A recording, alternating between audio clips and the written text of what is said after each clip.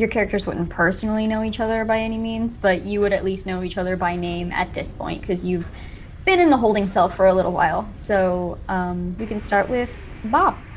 My name's Bob McDonald. I'm playing Barth Grooks, a stout halfling bard. He is a country bumpkin. He pretty much has spent his life going from tavern to tavern, playing taverns with a country style flourish. He he has become a folk hero of some sort, and he got into a little trouble. And Yeah, we'll keep the crimes yeah, okay. figured for now. So he's got into some trouble, and he's now here with the rest of you at that point. And that's what I'll say. We'll find out more about him later, I guess. So is it safe to say some of them may have even heard of Barth Brooks before? It's possible. It's possible. He's played a lot of places. He's Okay. seen a lot of things. So it's possible that being in the cell with the Barth Brooks is kind of like, whoa, that's Barth Brooks. What's he doing in here? Okay. Katie. Hello. Katie Brennan. I'm playing Naya Simi. She is a Mark of Shadow elf, and she has been a pretty prominent agent of the House Fjarlin, doing a lot of dirty work, trying to get things done, a lot of convincing of nobles and people around to do what House Fjarlin wants. So she's very good at finessing. She lies about almost everything because she's so used to it. So she doesn't even really totally know who. Oh, here fell off. So she doesn't even lying really about know. being an elf. I know. I have a weird ear. My one ear is really like weird, so it doesn't like to keep elf ears on. That's okay. But she. So she is very sneaky. She doesn't really like to use. She knows she learned magic there, but she doesn't really like to kill people if she doesn't have to. She prefers to do like illusion type stuff and sneak away, put people to sleep, that sort of thing, rather than kill. But she will kill if she has to. Fair enough. Let's go, Joseph. Hi, I'm Joseph, and I'm playing Tati Kasva, the hermit shifter druid, the desert druid. Spent the whole life out in the desert, looking at the stars, creating star maps, stargazing, and looking after the druidic sites, heritage sites. But his life was quickly swept upside down when he arrived with you all in this old ship. All right, and then we have the winner. Why all of this is even happening? You want to introduce yourself? Yeah, hi, I'm Scully. I'm playing Ephraim Basho. I am a Leonin gunslinger warlock. He's kind of the, what would say, the runt of his litter, because Leonins are generally very tall, loud, kind of stocky guys. He is actually not very much. Like, he's kind of on the athletic side, I guess. But he, like Tati's, his life kind of got turned upside down when his brother decided to do some not awesome things to his family.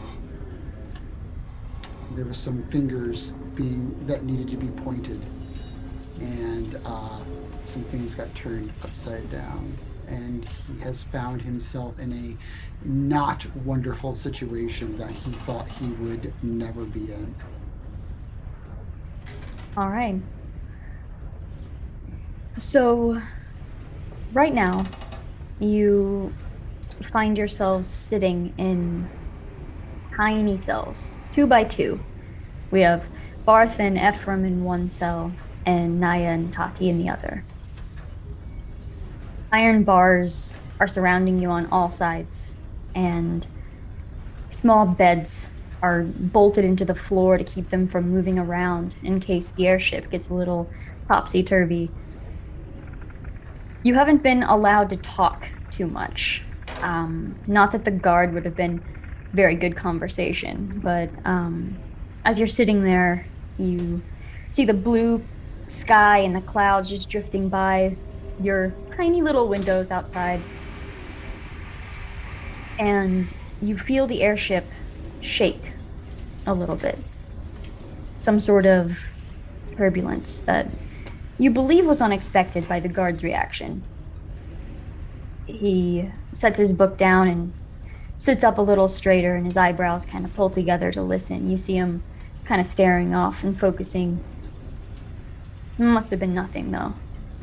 His eyes move back down to his book, and then in just a short moment, the cabin shakes again. Just the briefest amount of turbulence. And then again, a little more violently this time. And this is followed by a quick knock on the door, which he gets up and he opens the door, just a crack. You can't really see the other person very well, but the guard says, "What is it?" And you hear whispers from the other end. He says, "Are you sure?" And then the guard seems to have been convinced because he turns and he grabs his keys from his desk and he follows the other man out of the room, shutting the door. And you hear it lock behind you, and then you see the familiar blue glow of the arcane lock that surrounds the keyhole soon after. You are left in your cells in the quiet now, with no guard to mediate. What would you like to do? How long have we been in the cells together? It's probably been a little over a day. You were kind of thrown in the evening yesterday, so you've kind of slept, haven't had much of a conversation. It's maybe, if you had to guess, midday the next day. And my next question is, how long have we been imprisoned? Is this a transport, or is this our first day in prison? This is a transport to what you believe is your trial.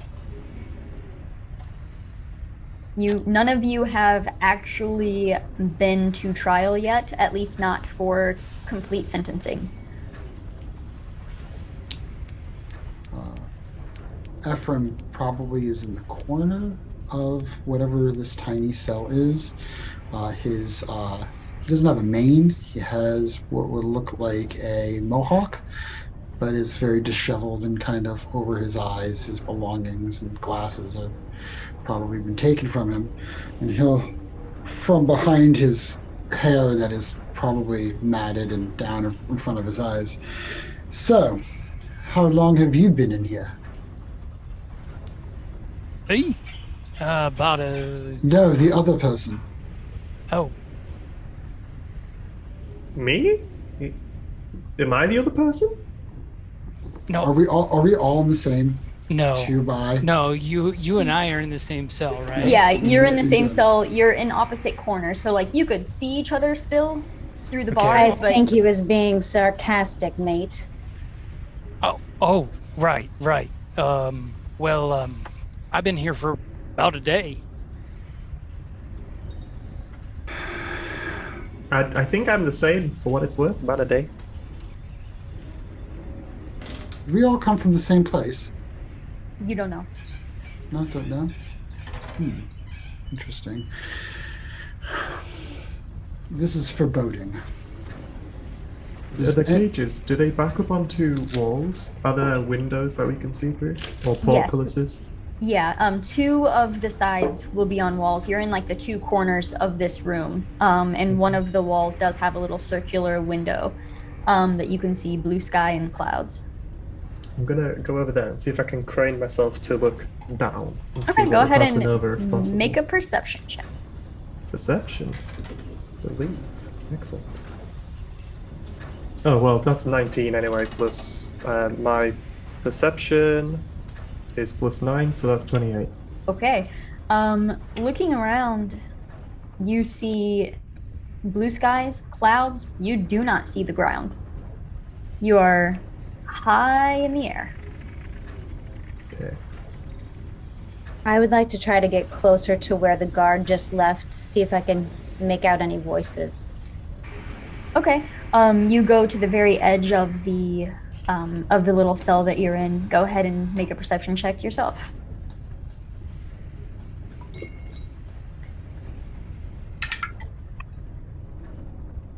That would be a 27. Okay. Listening, you can't hear any voices right outside of the room or anything. So you try to listen,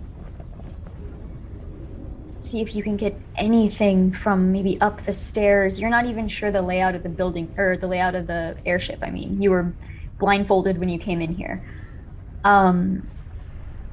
Don't hear any voices, actually. But as you're sitting there, you hear the creaking of the airship, and then just as the creak is kind of becoming overwhelming, the airship shakes once again. Some sort of turbulence, just violent shaking, and then it stops. What Ever- was that? I don't know, but whatever it is up there, it's pretty big. Maybe we have Slid to the arrived. floor. Could this possibly be our destination? Well, the guard seemed fairly alarmed at whatever just happened, which is concerning. And they have less concern for us, it would seem. Seems that we might be on our own. That's what I was thinking. He'll get up, and he probably is shy of 6 foot, maybe, and not thin, but definitely not what you would expect for a Leonin. And he'll walk over to where you said that we can see through the cages. Yeah, they're just iron bars. Okay. And he'll stand like up against it, but turn so he can talk to everyone. Okay. So, what do you think? Are they going to come back, or are they just going to leave us here? Well, my thoughts are they may not. And all of the shaking, if it's something serious, could have opened ourselves, so perhaps there's no harm in trying to open them ourselves. I wouldn't be against that one bit. All right. So No. Naya pulls out her thieves' tools and tries to pick the lock on her cell. Okay, so there's a moment you take out the thieves' tools and you put your arms through the bars to fiddle with the lock, and the locks on your cells have that arcane glow to them, and it's not allowing the lockpick to even enter the keyhole at the moment. Damn it. Can I Does give you a anyone hand have- with that? Maybe I could get rid of the blue bit. It looks like you're being stopped in some way. That would be delightful if you could. Sure. I'll attempt to cast Dispel Magic. Nothing happens. In fact, everyone make a perception check while that is attempted.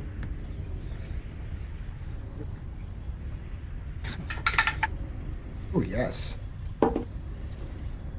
That Dirty, dirty 20. That is 20. What is my proficiency? Oh, 24 altogether. got a Rolled a 6. 12, dirty 20 for me as well. Okay. As this spell is attempted, it doesn't take a spell slot or anything. You attempt to cast the spell, and you just see a little, like, crystal-type gem on the desk glow as it just deflects whatever magic was attempted in here. So you're saying that didn't take a spell slot? It didn't. No, Cool, thank you. no you Alright. can feel it was about to be cast, and the crystal kind of shut it down before it could be. Okay, in that case, I'd like to, did you guys see that thing over there? Messing with my spells? Yeah, I was going to say, I mean, if your Dispel Magic didn't work, then assume that Eldritch Blast would not work either, so... Likely. Likely. If I knew what that was, likely. Could you show us what that is? I've never heard of a blast of Did you say elderflower? Elderberry? What was that? Eldridge Blast. Eldritch? Sounds delicious. I'll take two. It's. I will. I doubt that it will actually work, and seems that whatever magic is cast is probably absorbed, but that will point at the crystal on the desk. I'll give it the old college try, and I'll cast Eldritch Blast at the lock. All right. See So, and swell. what sort of flourish do you have while you're casting this? Usually it would be through my weapon, but that has been taken. But I will just point like finger guns at the lock, and just it'll come out of my finger at this point. Well, it looks just like that, but it's really anticlimactic. It's just like no. Just like, well, that's never happened before. Don't worry, it happens to men a lot. The cabin shakes again, and this time it lasts a little bit longer. Like it's a good steady, like at least 8 seconds of just shaking, and you feel your stomachs kind of drop as the ship itself kind of drops just a little bit before it catches itself again. And This then is once not good. that shaking stops, you see the arcane glow fizzle from the lock on the cell doors and on the door keeping you in the room. I'll just walk over and just like, with my finger, kind of like push the door open. You go to push it. It is still Locked. locked. Yeah. All right, let's try this again. I'll try to pick my lock again. Okay. That's a 28. Okay. Yeah, so you just slip your hands through the bars, and it's just, you just slide the lock picks in. One solid twist. This is an easy lock. It just comes right open. Ah, that's more like it. Oh, it So- seems it worked that time. Wow, thank you so much. After you, I let Toddy out first. Okay. Thank you. I go pick up the blue crystal and just like hold it out to the guys and see who fancies a blue crystal. And then I will try to unlock the other cell. Okay. I'll say with that roll, easy enough. Yeah, you just walk over. It's almost easier this time. You just the slightest little flick of the wrist, and the cell opens. There Appreciate- you go. Appreciate Thank it. you. He'll like finally like push the hair out of his face. Much appreciated. And he's kind of like ruffled, I guess. Is the best way to put it. Like his clothes are kind of disheveled a little bit, and he's wearing like basically like a Henley of sorts. He doesn't seem all there.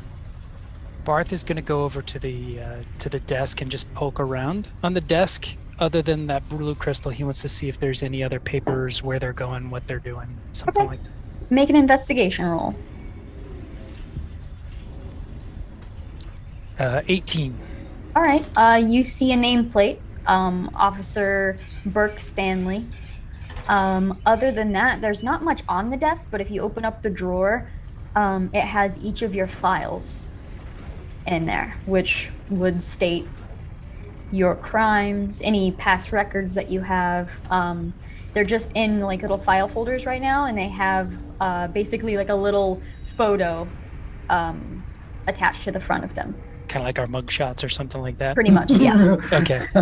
I'm going to take mine. But I'm not going to look at the others. Okay. I'm going to notice that what they are, but not read them. I'm going to take mine and throw the other 3 on the table. And it says, if you want to grab hold of your records, this is the way to do it. And I'm going to quickly grab mine, I will Okay. grab mine as well. stuff it away. Never mind. All right, you all take your files. Other than that, there's nothing super spectacular in the desk. Just regular desk supplies. Nothing major. no, like Nothing pertaining to where we are on Yeah, the I was- ship. I was Or- going to ask the same thing. Okay. Not in here at least. Okay. I guess the guards don't need a map. No. They know where they are. Question: is there a trash can by the desk? Roll a d20. 13. Yeah, there's a little trash bin like kept underneath the desk. I'll move the trash bin out to where in front of the desk. Anybody have a light? Are you planning to start a trash can fire? Well, I'd really like to get rid of this. Aha. I like where your head is at. I shoot a little firebolt into the trash can on its folder, and then I put mine on top of it too. I'll just let it fall into the trash can. I'm gonna let mine. Indeed. I'm gonna throw mine in there as well. Okay. No one needs to see these. And I doubt that there are copies. All right, so we have 3 files burning in a little trash can file. Or fire. Words are hard. While that's going on, can I go to the locks on the cages and see if I can match any materials, ruins, or arcane artifacts to the crystal to see if there was some sort of link between them? Sure, make an arcana check.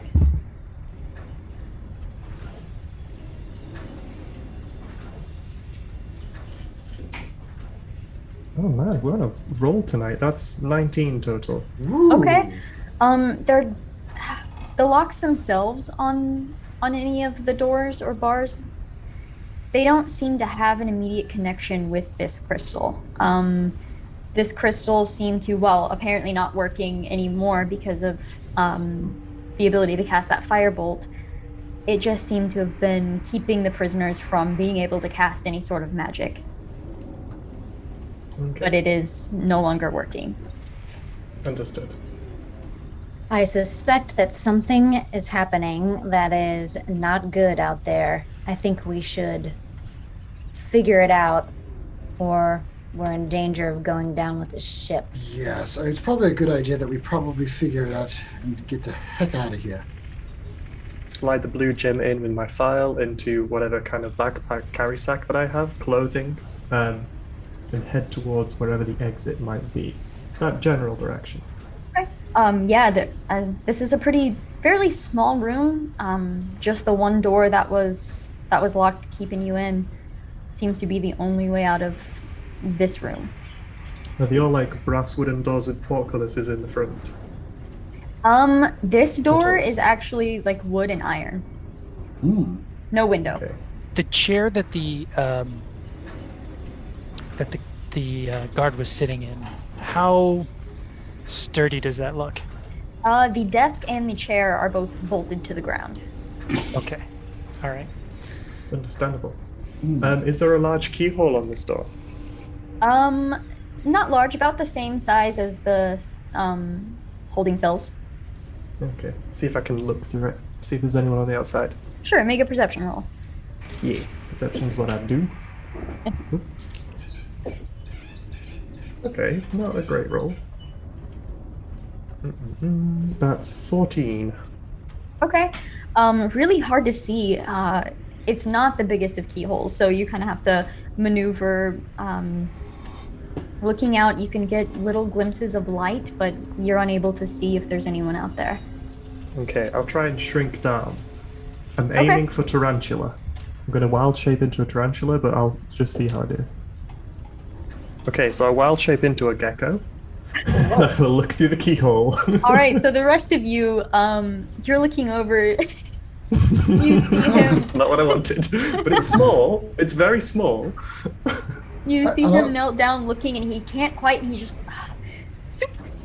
turns into a little gecko, slaps down on the floor, and then crawls up the door to look in through the keyhole.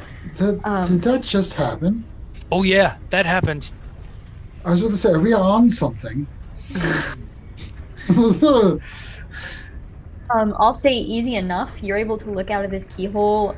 You see stairs leading up to an open. There doesn't seem to be a door, or if there is, it's open. It's just an archway where you see light coming from it. There's no one in this stairway. Cool. I pop my head back through the keyhole in the hopes that the guys can see me, and if they do spot me, I'm gonna like blink, do like a tippy tap dance, turn around and go back through the keyhole and head up the stairs. 'Cause I can't speak common in Gecko. I'll look around at the other two in the room and say, well, I think we should go too. Did the lizard just message us in interpretive dance? Either that or he was having a seizure. Call it what you want, but I think he wants us to follow him. Follow him. I agree. So let's. I'll open the door. Does Okay. it open out or in? It is still currently locked. Oh, okay. All right, one more time. And I'll try to unlock this one. Okay.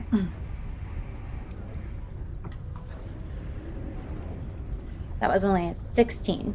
Okay, still good enough. It does take you a moment. It's not quite as easy as those holding cells, and it kind of takes you a minute. You just shift, and then it clicks, and the door opens up, and it opens inward. Okay. So I'll open it up and I say, "After you." Thank you. You. I'm gonna look down and see if I can see the gecko. Easily, my walking speed is 5 feet. Without that. Are you going like up the stairs, or are you like on the wall? A wall. I'm walling it. Absolutely. Okay. Yeah. I'm gonna kind of hug the wall also. Are there any other doors or is it just this going up? It just seems to be this going up. Okay. So I'm going up that way. All right. I will follow. Okay. You guys would still probably get there before the gecko.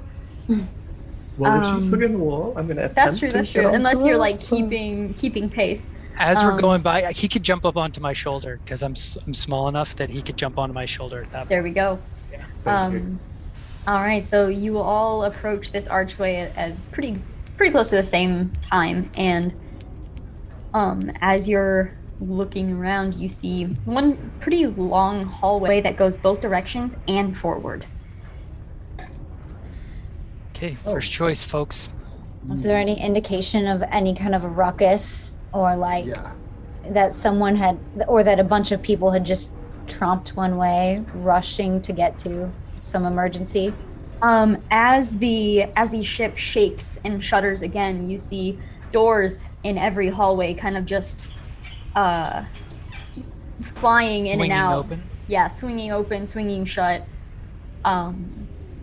And this shake kind of tilts the ship just a little bit, and you see a few things falling out of some of the rooms.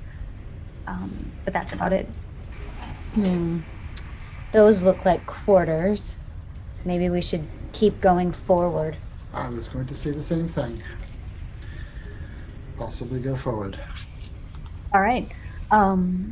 Heading down the hallway in front of you, going through, it eventually leads to the end of the hallway. You see various different doorways. One of them is like a just really wide archway that seems to lead into some sort of like I don't know how to sort of like a recreational room. Like you see like pool tables, just different games. You see it's a pretty large room that archway opens up into. Other than that, there are other doorways. They aren't closed or anything, or if they were, they're swinging open. You see like dining areas, really long dining tables that haven't moved because they're bolted down.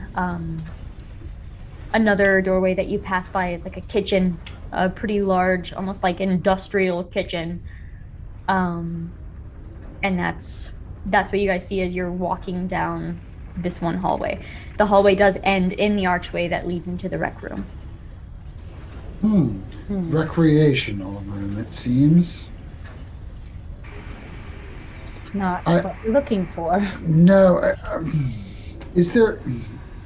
Is there any evidence that the direction that we're going could eventually lead upwards? Because I assume the best thing that we can do is possibly get above deck. Go ahead and make a perception check. Is a nat 20. Nice. So Plus looking into a this, lot. yeah, looking into this, this room, looking past all of the stuff, you do see staircases on both sides at the other end of this rec room that seem to lead up to the same little balcony area. Full point. Stairs. That's what they look like. And they go up. Is there like, I'm trying to, what Barth would really like to do is find his stuff. So he's not just looking for a way up, he's also looking for doors that look closed and pretty official. But so far all the doors have been swinging open, right? Seem to be. Go ahead and roll a d20 for me.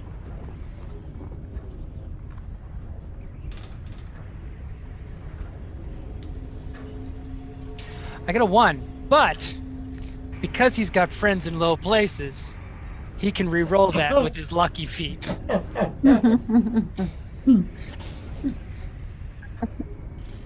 And that's a 12. Okay. So you haven't quite seen a door. I mean, you haven't seen a door that specifically, seems super official or anything, but you do remember when you were being placed in here, there was mention of keeping your stuff in the holding room with you, and the guard saying, "No, idiot, why would we keep their stuff in the holding room with them?" So it's in some sort of storage area nearby. They did say they were keeping it on the floor. Okay. So I relay that to everyone. If you guys want your stuff as well, it's somewhere on this level. Yes, I would very All right. much like to get Beatrice back to me. Who's Beatrice? My gun. Oh. Well, far be it for me to keep you from your lady. Let's go look. All right. Are you looking anywhere specific? Or are you just kind of checking doors at this point? Yeah, at this point, I'm just I'm kicking down doors to well, this is. Are we going somebody's back? hole. I guess we're going back toward the cells. All right. So everyone roll an investigation roll for me. That's correct. Oh. Well, the universe has balanced itself. Barth got a 9. Naya's got a 23. Let's see here. 5, 9 altogether. As a gecko, should I be rolling? No, that's a good point. You're still just on the shoulder of Barth over here. I'm good for 5 hours, so when you need me, I'm there. But until then, I'm happy gecko. Wonderful. Cool. All right, so yeah, you guys are walking around, kicking in doors, looking, pushing doors open. You see a lot of these are worker chambers. You see a lot of them aren't even it's not even in room or anything like that. It's literally just bunk beds where the workers are sleeping. You find a couple storage closets that have towels and different things like that, different food storage. And then Naya finally just gets to a door that is locked and knows this is the one. Picks the lock with ease, opens up the door, and it is a storage closet that seems to have been cleaned out, and all of your stuff is kind of neatly hung in here to keep organized and kind of strapped to the wall. Here we are. Takes Bingo. A deep breath. Finally. I ungecko. Okay. On my shoulder. Whoa! Whoa! I'll go over to. No, everything's just on a wall? Or- Yeah, they're just hung up like against the wall and kind of strapped in so that if there was turbulence, that your stuff wasn't flying all over the place. I'll walk over to the wall and, put my sunglasses on. Now I can actually see, because he was a little blind before. Put his scarf on, and then he will pick up Beatrice and look at it. What does everyone else see? What does Beatrice look like? Actually, he looks very much like this. Ooh. Oh my gosh. And he'll hold it, look at it for Oh. a second. Oh, look at that! Twinsies! He'll look at it for a second, and then he'll just like this, and the gun will just disappear. Ooh, I like that. You'll have to teach me that. You'll have to make a pact. Well, we'll see.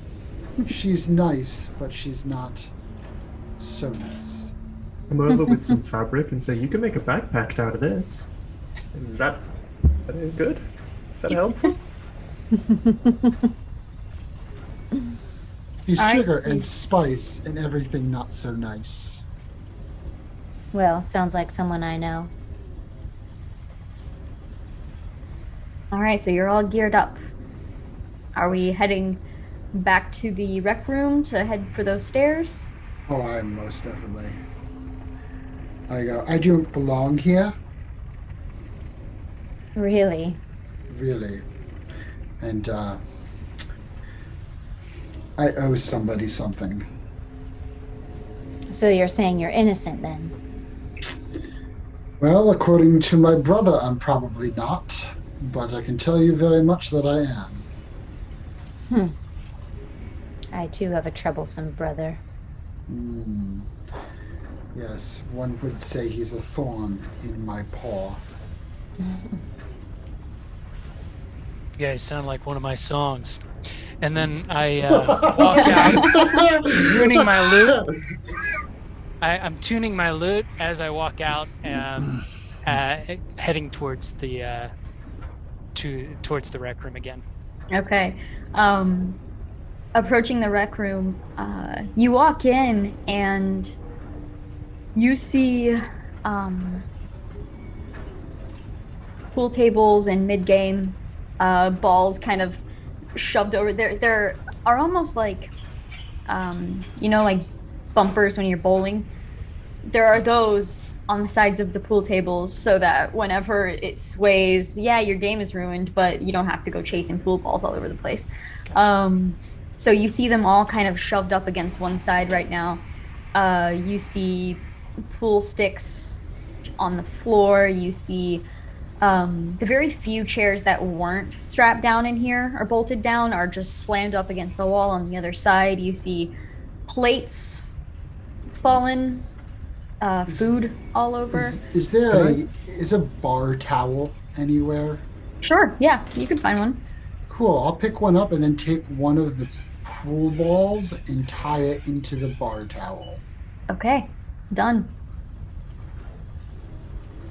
I'd also like to take 3 pool balls if there's enough balls in pool for that. Sure. Excellent. All right, so you guys are just walking by. You two watch the other two just grab pool balls off the table as you're heading through. You see on one of the bolted down tables, there is actually like an ashtray that is bolted down, and you see a lit cigar stuck in the ashtray. Still lit, but nobody around. Another bad sign. Half smoked. Seems like somebody is still here, But abandoned his cigar quickly. which is not a great sign, as you said. Mm-hmm. We should probably make haste. Yes, let's get upstairs. I take the cigar and snuff it out. Okay. Hmm. You head up the stairs. It's just very beautifully crafted staircase that just kind of leads up to the same balcony that probably stretches about 30 feet or so with double doors. And they are closed. I'd Shall like to we? listen at the doors. Do what? Sorry? Could I listen at that door? Yeah, you put your ear up to the door. Go ahead and make a perception check. Oh, that's a 13. Listening, you hear. It would be hard to make anything specific out because you actually hear wind from the other side. Ooh. Darlings, I'm not sure this is a good sign, but it's windy out there. Can I go across that wall and check the door as well? Just anything on that side for any windows to have a peek through? There are actually no windows in the rec room. Keyhole? Yeah, there are keyholes on that double door there. Go ahead and make a perception check looking through. Thank As you. yourself or as a lizard? As myself this Okay. time. Yeah, thank you very much. That is a 22. Okay. Leaning down, peeking through, you don't see like open skies or anything. Like there's still structure on the other side of these doors, and you just see it goes to some sort of just a really open room. You're not entirely sure, but you see curtains just flying everywhere. And that's No all you people can. in that room. Not that you can see. I relay this to the group. All right, let's be careful. Brace yourselves. Indeed. Guesses on what happened. Well, we felt the ship shake several times. I'm worried for the structural integrity of the ship now. Feeling that we've possibly been attacked, but why would they? Who and what would want to attack a prison ship? And why would they I leave the know. windows open if they're smoking? The I smokes mean- will just go out. Like, that's a Right. waste of a cigarette, right? It'll just blow it It's- straight Well, out. Kind of, but I don't think they were opening the windows, Maybe they were Okay, well- opened by the attack. or possibly blown open. Yes. That's not good. So who? So I'm on gonna three- very carefully try to push the door open. Okay. Yeah, it's not locked. The handle moves just fine. The door opens. The wind does kind of catch it a little bit. And as you're just slowly pushing it, the wind catches and it just slams open. And you see on the other side of the door is the same style of balcony that you were on this side that leads down some stairs. And it leads to a very large ballroom. And there are just windows lining the walls on both sides of this ballroom, and all of the glass seems to have been just shattered. You see glass laying all over the floor, curtains blowing everywhere, light shining in. I mean, it's oddly beautiful. It's like, reflecting off of all the glass that's on the floor, making the room really bright and shiny. And then you do see a spiral staircase leading up that seems to be in the center of this ballroom. Shall we continue our way up or down into the ballroom? Well, the Is it spiral's in the middle. Yeah. Yeah, Yeah, so so we have to you'll go- have to go we'll have to go down these down and then stairs. go up. Yeah. To go up. And up. Okay. Okay. I say we keep going. Let's push on. Alonzi. All right. Go ahead and everyone make a dexterity check for me. To avoid the glass? Nope. Dexterity just Just a like- check. Okay. Just your dexterity score. 22. 17. That was a 10 for me. I was taken off guard by that door swinging open Okay. out of my hand. I got that nat 20. All right. Nice. Yeah. All right. So Hopefully you're this is a good Dumb, place but to he's use it. agile. I'll say with that nat 22, you guys are going down the stairs, and there's a brief moment where you've seen the glass on the floor, but you weren't quite expecting the glass on the steps. And so, Naya, you step on the glass, and it kind of crunches, and your foot slips, and you kind of lose your balance for a moment right as that wind goes to catch you. But Tati reaches out and grabs onto your arm before you fall over the staircase railing. Thank you. You okay? That was a close one. Okay, we're good. Thankful for Let's your go. quick feet. Oh, sure, no problem. Let's keep moving. You just be careful.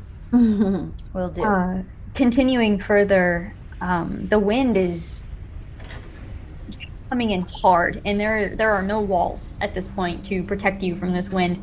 You can feel as the ship turns and rotates and tilts. You can feel your shoes kind of slide for a moment. And you're kind of thankful for the glass because it gives you a little bit of traction once it digs into the floor to keep you from sliding off. It takes you a little while to get to the staircase, and then once your hands kind of grab onto that railing, there's just this moment of relief. Everyone make a perception check for me. Okay, that's 16 plus perception. 16, 21, 25.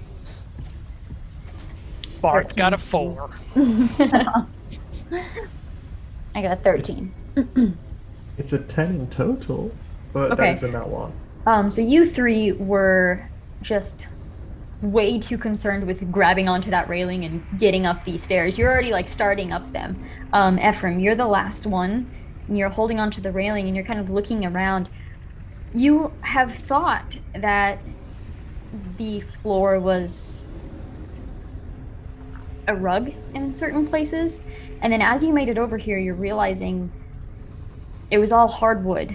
And as you're kind of glancing back, all of those red designs, those were blood. And there's just this moment that you're realizing multiple areas of this ballroom are just stained with blood.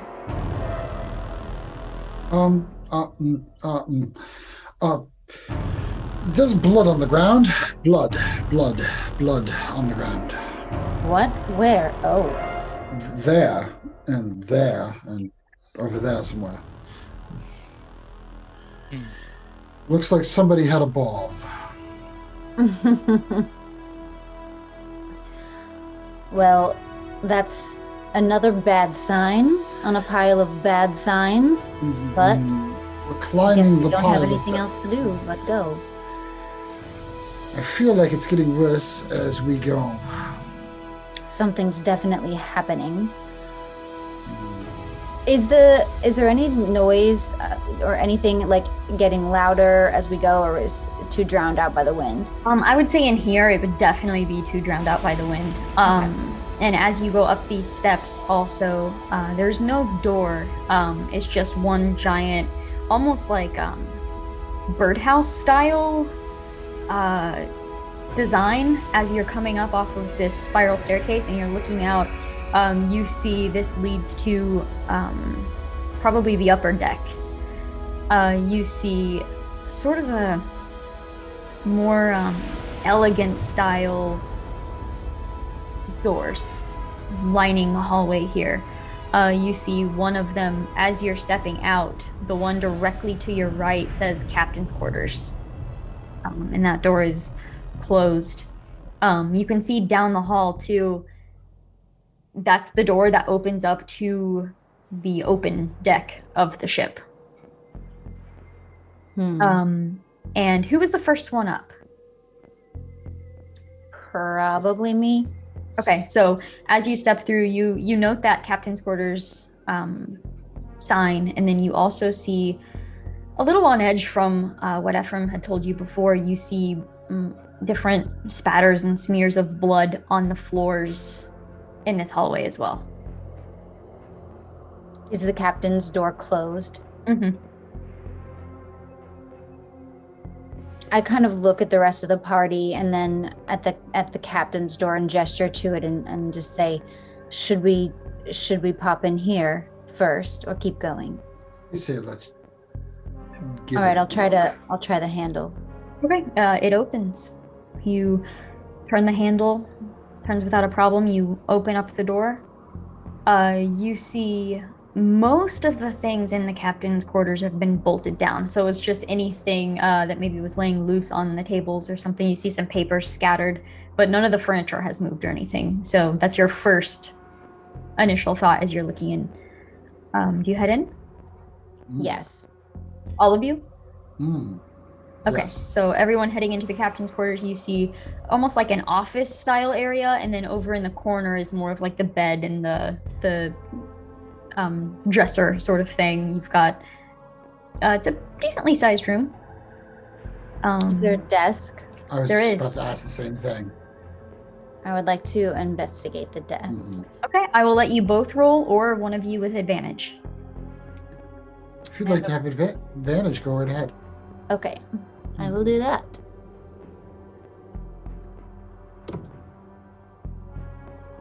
First roll is a 26. Yeah. Second one was a 10, so. Oh, perfect. So good. All right, so taking a moment, you start opening up these drawers and looking through this desk. You see,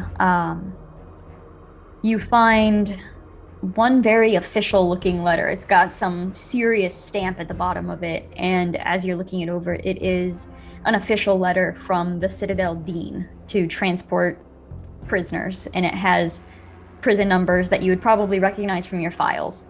And it says to Fallmount Prison for a retrial. Coordinates listed. On the form, it says the coordinates, but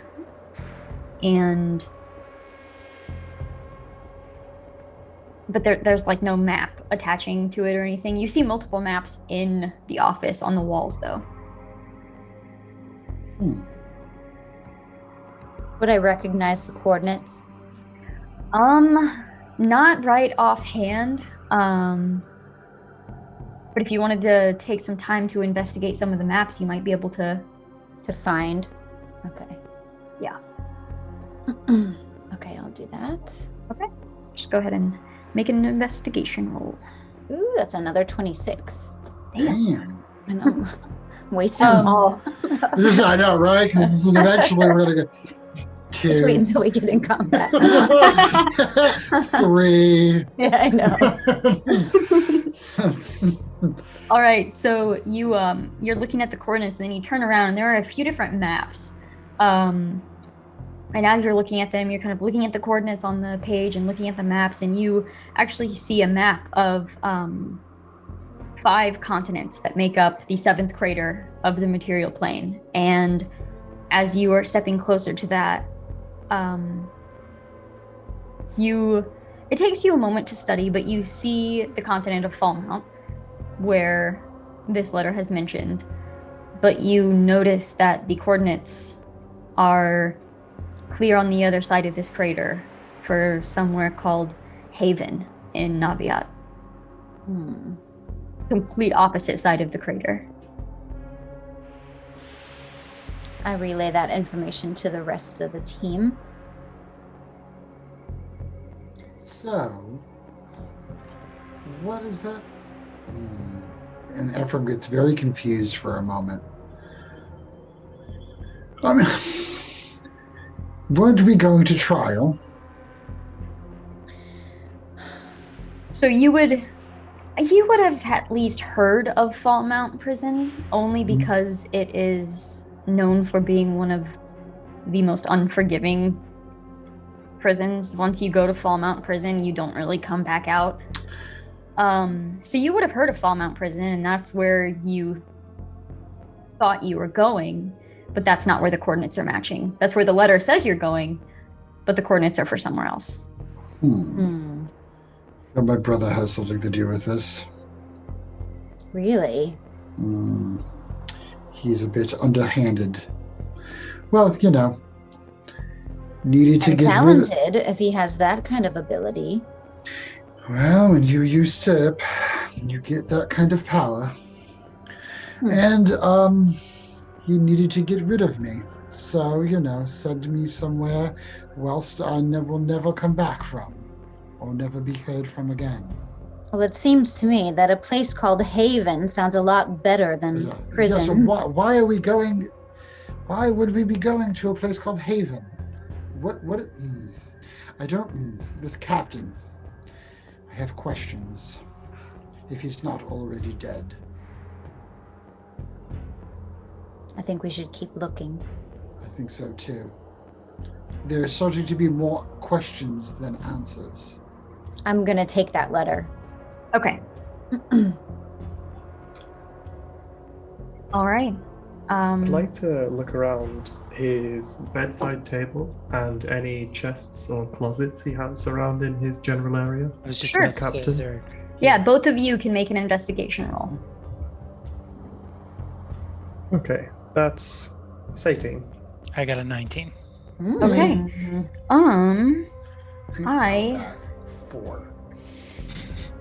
I am going to send you something in Oh, the no. group chat. Whisper. That's exciting.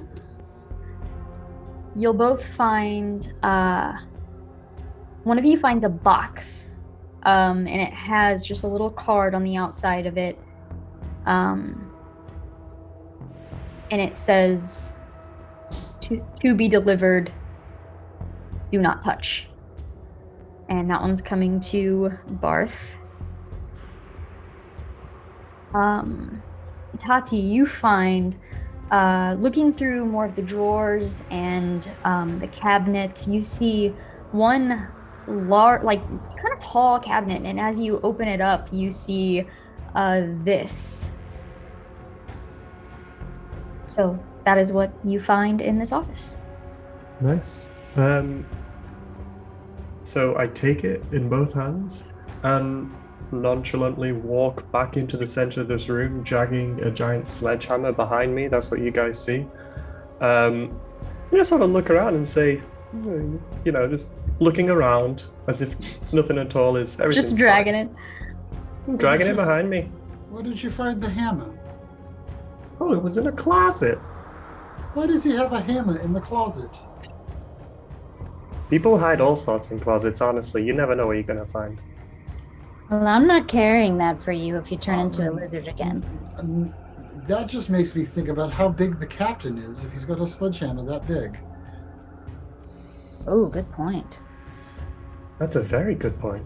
And if he's gone, then the logic would be that whatever took him out must be larger than him. And larger than his hammer. And larger than his hammer. Hmm. Which, yet again, is another thing that makes me worried. On top While of they're talking, I'm going to take the mountain of box. worry. I'm going to take the box that I found and put it in my knapsack without saying anything, and I'm going to play my lute a little bit and say, "Didn't anybody ever tell you it's not the size that matters?" And then Truth. and then I walk out. I walk out of the room and try to go. I want to go down the hall. Okay, so I will say you walk out of the room, and as you're turning to go down the hall, your eyes see the nameplate on the door across the hall from here, and you see it says cruise quarters on there. But it seems to be as fancy as the captain's. The cruise quarters is as fancy as the captain's. Can I listen to the door there? Sure, make a perception roll. 18. Okay, listening, you don't hear any sounds of movement inside. So the crew's not here. The captain's not here. I relay that to the people behind me. Thinking about the big hammer and the crew's gone, the letter, I look back at the signature on the letter. I just want to see if it's anyone I can recall, or a notable person? It's actually not signed. It is stamped with like the Citadel's official stamp. So okay. it's not signed by any certain person.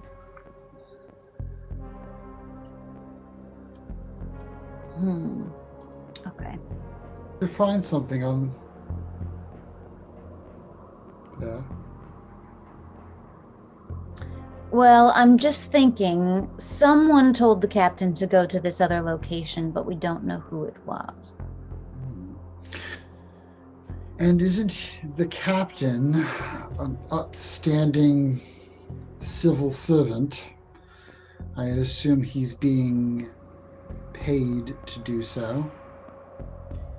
Yes, but we don't know if he's in on it or if he's just doing what he's told. Truth. I'm going to head out of the office. I'll walk out too. Do we want to go in here? I mean, why not? That's what I was going to say too. We should check it at least. I was about to say, did you hear anything? Seemed quiet. Let me guess, there's more blood on the floor. Oh, we haven't. Is there blood coming out of the door? So much blood. No, There's just blood coming out. They open it up and there's a tidal wave of blood. Just pours It's like out. The The Shining. It's just like blood. It's like Carrie just covers you. Yep. No blood is visible. You open the door? Yeah, I do. All right, opening up the door, you see very, very small doors that seem to be leading into each of the crew's quarters, like bedroom. But you see the room is kind of circular, and in the center there's just like this central table that seems to be where the crew can gather, bolted down to the floor along with the chairs. You see cups and tankards toppled over. Cards. They Yeah, left in a cards hurry. just thrown on the floor. It looks. Pair of rushed. shoes with no feet.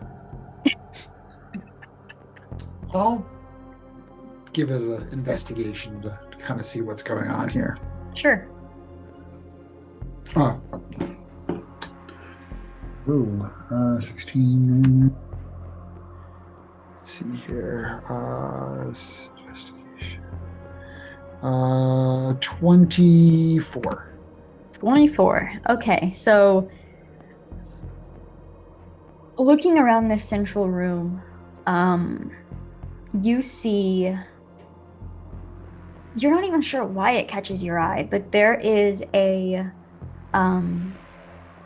some sort of a map that doesn't really make much sense. It's more of like a air travel sort of map, doesn't really pertain to you necessarily, but you see the actual map itself is kind of tilted in the frame, and it just kind of catches your eye. So you go over and you grab onto it, and the back of the frame, it hasn't been replaced correctly, and as you open that up, there is a little document, a little piece of paper that someone seems to have tried to hide between the map and the back of the frame. Oh. It's a letter of some sort, and you see it's just in script. It's not like typed up or anything. It just says, "Dump the prisoners on the island of Terra on your way to Haven. T-Pass needs to go to Haven for repairs. Haley owes me one." And T-Pass is capital T with a dash, capital P-A-S-S. And I'll just I'm facing away from the group, I assume, and I'll just raise the letter in my hand. Well, it looks like we are going to, it was that we were going to be dumped on an island. Quite possibly still dumped. It's probably going to still be dumped, as I don't know who's controlling the ship at the moment. But yes, it looks like something to do with T-Pass. pass. Hmm. Someone owes someone something, and they wanted to dump us. What was the island called again? I'm so sorry. Terra, just Terra. Who's- An island called Terra. Is it signed? Is it? No, but it Nope. is in. It is handwritten. Mm-hmm. Cursive. It's code. Yeah, it looks like it was written pretty quickly too. Hastily written. Well, it seems that plan was interrupted, Yes. but I wonder why they wanted to go to Haven. Yes. This was supposed to be on the way to Haven. We are supposed to be dumped. Have we felt any of the tremors or ship shaking for a while, or has it sort of cooled off for a bit? Nope, it seems to have cooled off. Hmm. Well, shall we continue?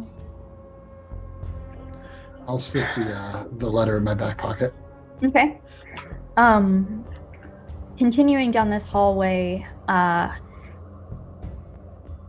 it's just solid wall for a little while, and then you do see one door on your left that says storage, and one door on your right that says arsenal, but it's got a padlock on it. I will go to the arsenal with the padlock, and I go, got this one. Mm-hmm. I'll just reach my hand out, and the gun will come to my finger. And I go, lock picking. And I'll just fire the gun at the lock.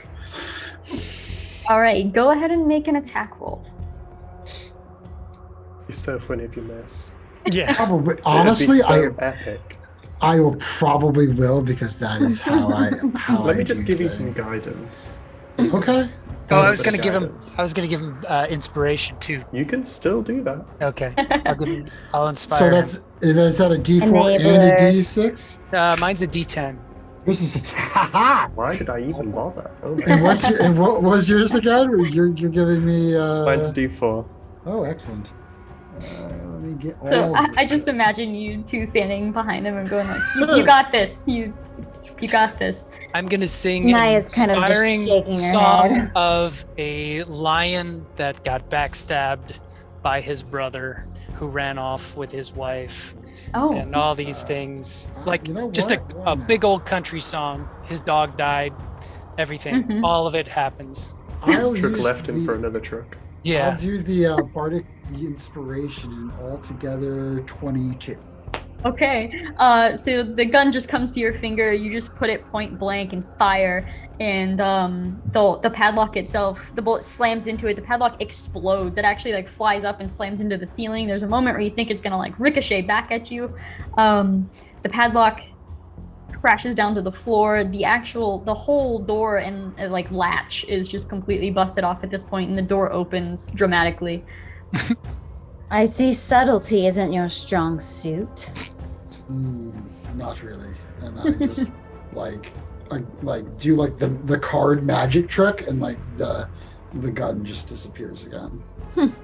Well, there's more than one way to skin a cat. Indeed, and I found that out the hard way. You'll have to tell me that story later.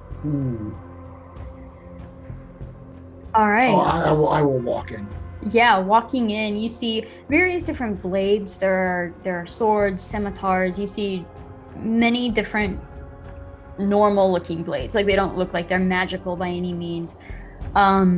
You also see one blade looks like a short sword, but it has the best that I can describe is like a chainsaw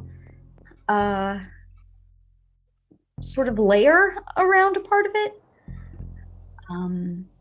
Almost as if it were like, it looks more like a bike chain than it does a chainsaw, just around where the sharp part of the blade would be. So you see that. You see what looks like the equivalent of like a sawed-off shotgun. You see a short sword where the handle appears to be like a flintlock pistol. And you see what doesn't make any sense, almost like a double barrel pistol.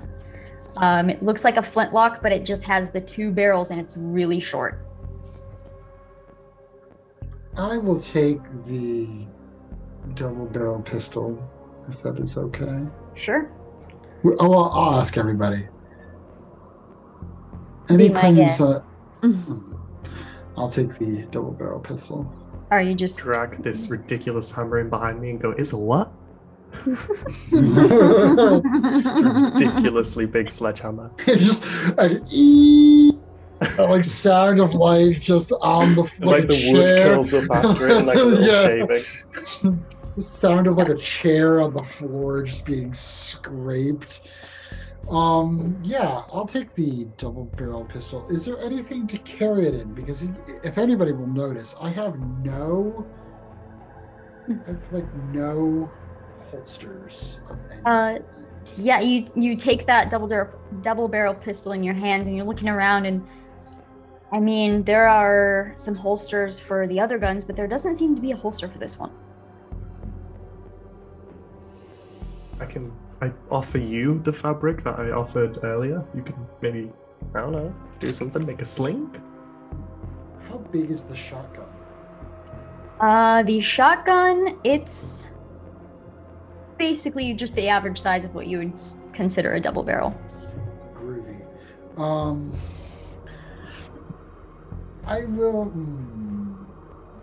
I will take the double barrel pistol and accept the offer of the fabric from and I will like fashion like a sash on my person. And Okay.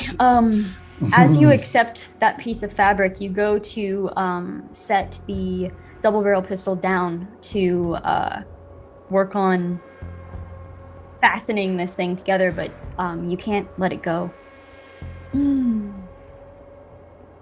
Uh-oh. You can't let go of the double barrel pistol. Oh god, it's glued to my hand now. Ooh. That's I hope not good. not. I hope not, because I hope it's not that glue that only takes a wish spell to get rid of.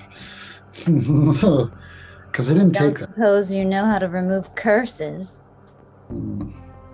I've already been cursed once.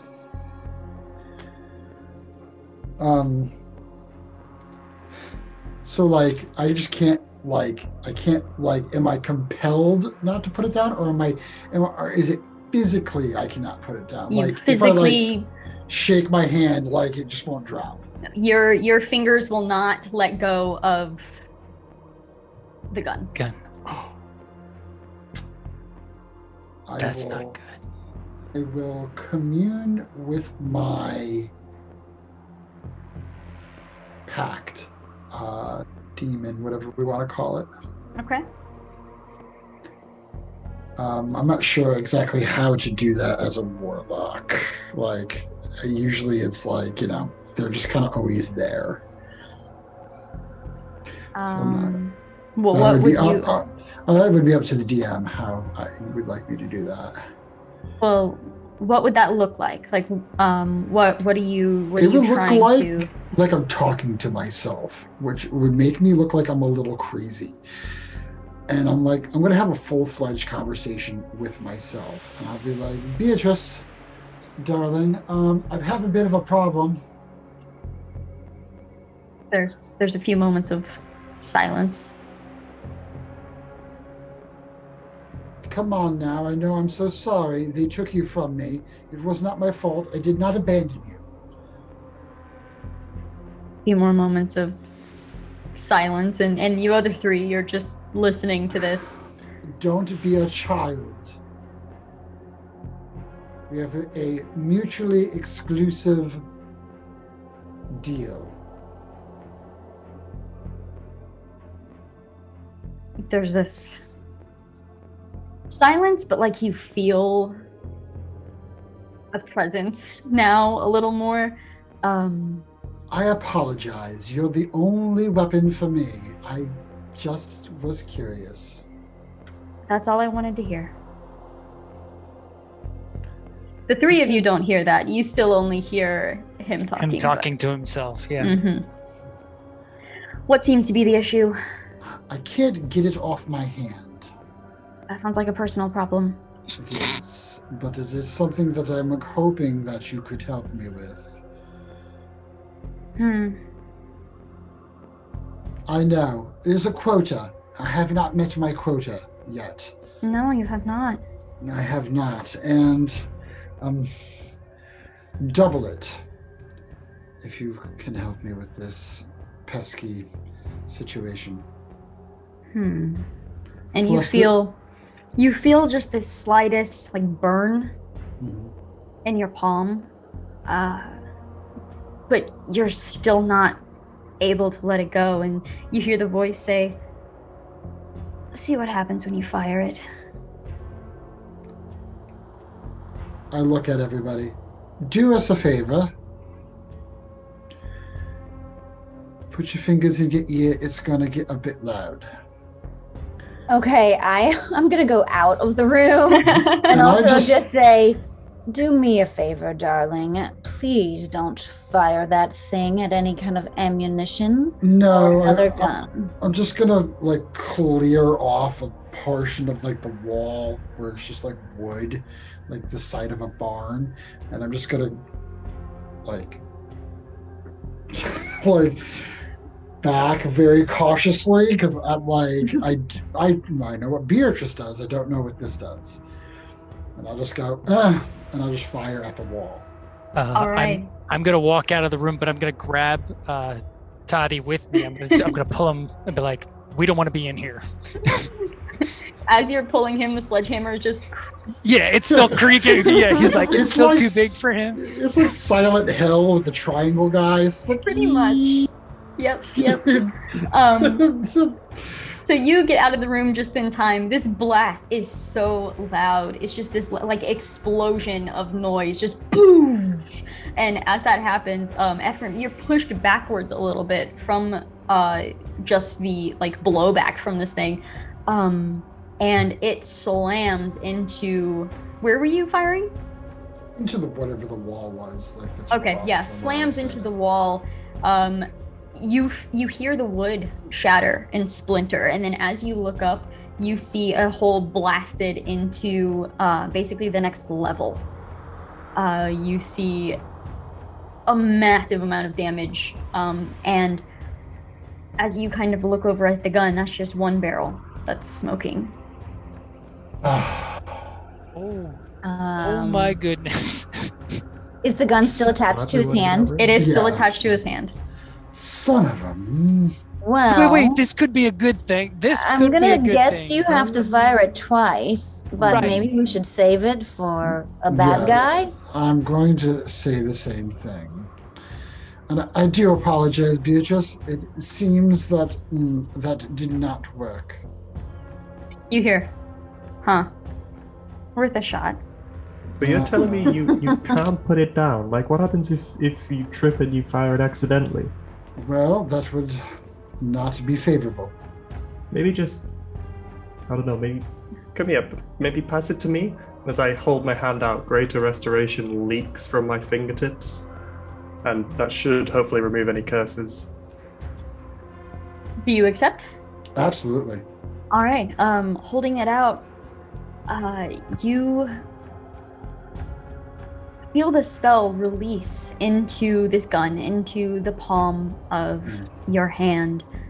And as it does so, you see a little bit of almost like an overcoat of paint kind of flake off of the barrel of this gun, and across it, it says prototype, and it's still stuck to your hand. I'm going to send you the stats. Okay. This is what won the poll, by the way. Oh, What? Really? Yeah. I'll go ahead and send the stats to the group just because it's. Ex-lover, is that what it's called? yeah. This was the That one I makes was sense. really hoping for. If it's got 2 barrels, does that mean it has 2 chambers for 12 bullets? Or is it just like Um, info ammo? 2. It's unclear. I apologize about that. No worries. No worries. Yeah, it's unclear how this thing would even hold ammunition. Is there any Amy? Or did you send that to me in? I sent it to the It's in- group and to just you. I sent it to just you first, and then I was like, wait, why don't I just send this to everyone? I like it.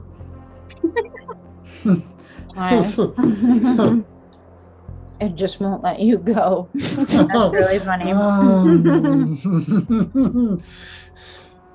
That's funny.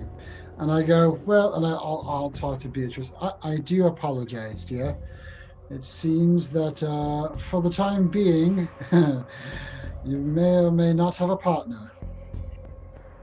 There's no comment. Oof.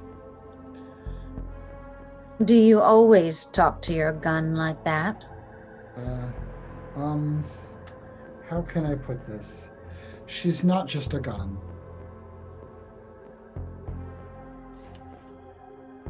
All right.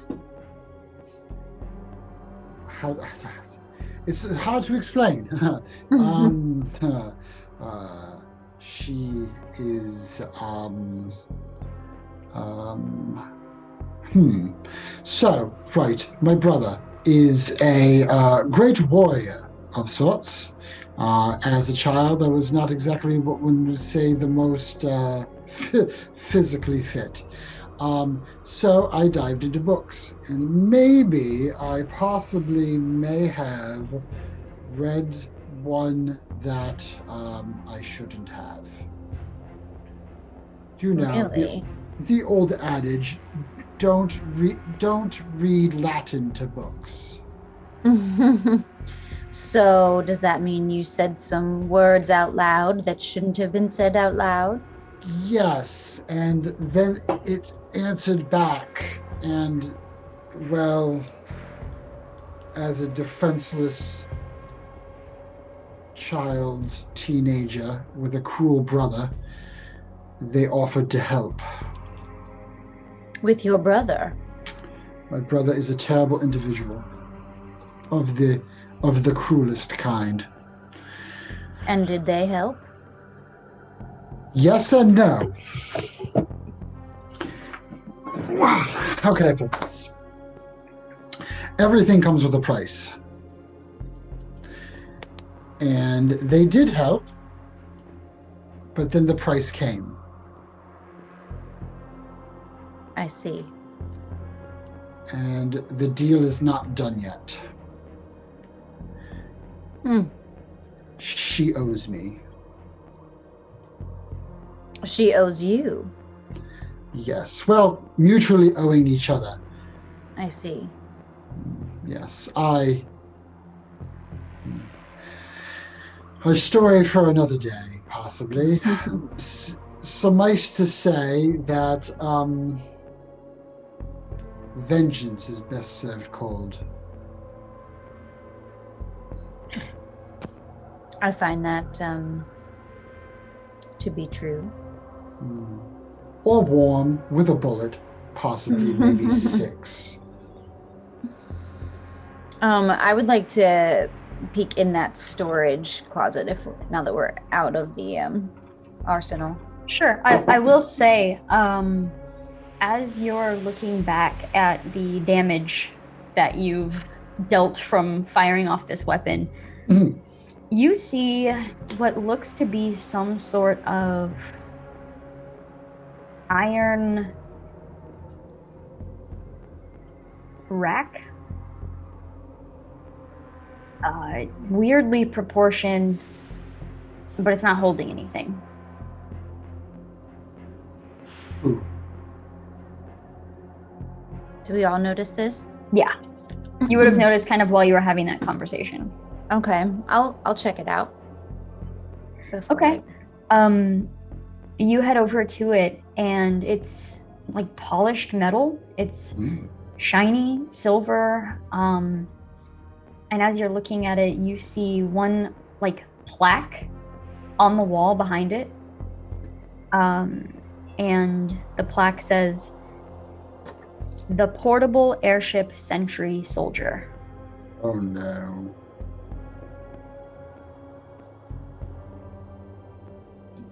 So are we guessing that's been deployed? I'm just gonna reach my hand out and touch it just to make sure it's not invisible. Oh God. Yeah, you reach out, your hand, passes through. You're able to actually touch the plaque. The plaque does its, really fancy, like, scribbles at the bottom, Hornsby Prosthetics, and Electronic Division. Well, I'm gonna guess you might want to save that second bullet for this. I was about to say, is there a reload for this? Or is the ammunition like magical of some sort? Looking at this gun, and I will say, like, just the basic knowledge that you have about guns in general, this weapon doesn't make any sense, and logically there's no place for it to hold ammunition. So you don't know. So Okay. I'm before we get any further, Barth is sitting here and he's like, the portable, and he's going through it in his mind, and he turns to Ephraim and said, "What was that thing on the bottom of that letter that we found?" T-Pass? Yes, T-Pass. That's it. T-Pass. And then I turn to the thing and I tap the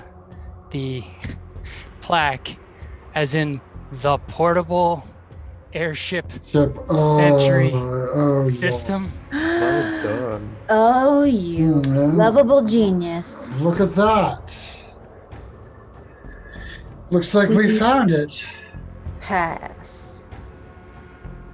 This is Very what needed good. to.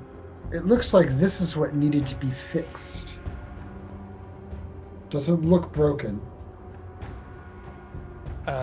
Pass owes me one. Go ahead and make a investigation check, Ephraim. 18. Investigation 26. Okay, so looking this over, this strange iron structure, you see at the base of it, there seems to be basically the equivalent of like a plug-in. This is its holding rack. Charging port, maybe. Oh, look at My it. mother has a vacuum like this. I'll look at the others and I go, I think it needs to be charged. But where is it now, darling, is the question I want to know. Hopefully dead. Like out of charge, I guess. I'm hoping that it is a very short duration on its charge. But Maybe it's nice. From all the evidence, it shows that possibly not. I mean, bully for it that it has killed our captors, but also, it also may be the reason the ship has gone haywire. Could be. Yes. Maybe that's why it needs to be fixed. Maybe If it went haywire and killed everyone. killed everyone. Right. Sentience. The least thing that we want in some kind of mechanism.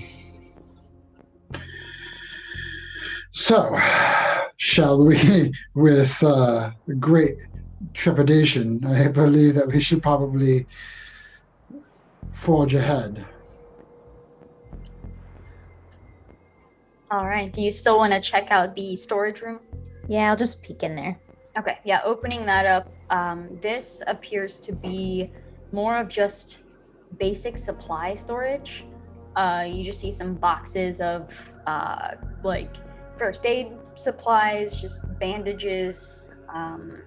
You see dry rations just in case. and then you see boxes of like tools and spare parts for the ship itself. Okay. Nothing interesting in there. Any manuals for a T-Pass? I was gonna say. Make an investigation roll. Every good Any machine, every emergency good. override code. Can we turn this thing off and turn it back on again? Oh my god! I take. I got a 12 on my investigation. Did you turn it on and turn it off again? You don't see anything. Oakley dokley. That's not. God. Can I look around too? Sure. Yeah, if you all want to make rolls, you're welcome to. Investigation, you said? Yeah. No, I got a 2. Okay. I got Not a dirty worth it. 20. Not even worth it with all the other stuff. So Ephraim, you get really excited because you see a box and it's labeled tomatoes, and you're like, oh fuck.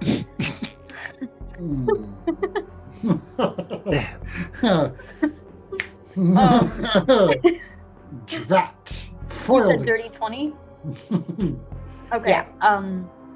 So as you walk in, you're just kind of glancing around. You see a lot of the boxes do seem to be labeled, but they're parts for the ship. And you do find one box that is labeled T-Pass. It's so small. It's just so small in the corner of the box. And you kind of pull that out, and inside you just see basically just this little booklet, more or less. It's all handwritten, and I will say with the Dirty 20, you can kind of skim through it a little bit, and it's less about the T-Pass itself and more about the maintenance of it. This states that when on the charging port, it remains dormant until removed. As long as the charging port remains arcanely powered, it will stay dormant. And it kind of almost stresses that. It stresses to keep this thing connected to arcane power for the duration of this transport. Because something in that is where this machine is messed up.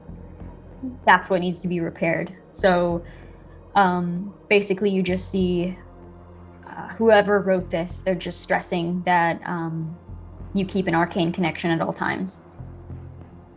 Is there anything in there that would indicate how to like shut it down in an emergency situation? That seems to be the problem. Once it's on, it just has to run out of battery power. Okay. So I turn to everyone and I say, well, it seems that the jostling that disrupted the arcane power that kept us locked in our cells was the same disruption that probably released this thing. And whoever wrote this was very concerned about that happening. So I think it's going rogue is a good, probably a good likelihood. Wonderful. So to re-establish that arcane link, do blue crystals help? Oh. I got it with I me? don't know. Not in the But book. I think we'd have to get it back on the shelf, so to speak, and turn it back on. Sounds like we're going robot hunting. A safari of sorts. Shall we? We shall. All right, continuing on. Okay, you make your way over to the door. This door itself is, it was half glass window, but that's kind of been busted in at this point. The door is closed, and so you can see through half of the door from the glass, and you're looking out at the open deck. Bloodstains everywhere.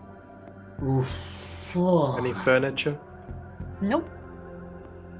Well, No people. Nope. if I were to make a guess, I believe that T-Pass has moved this way.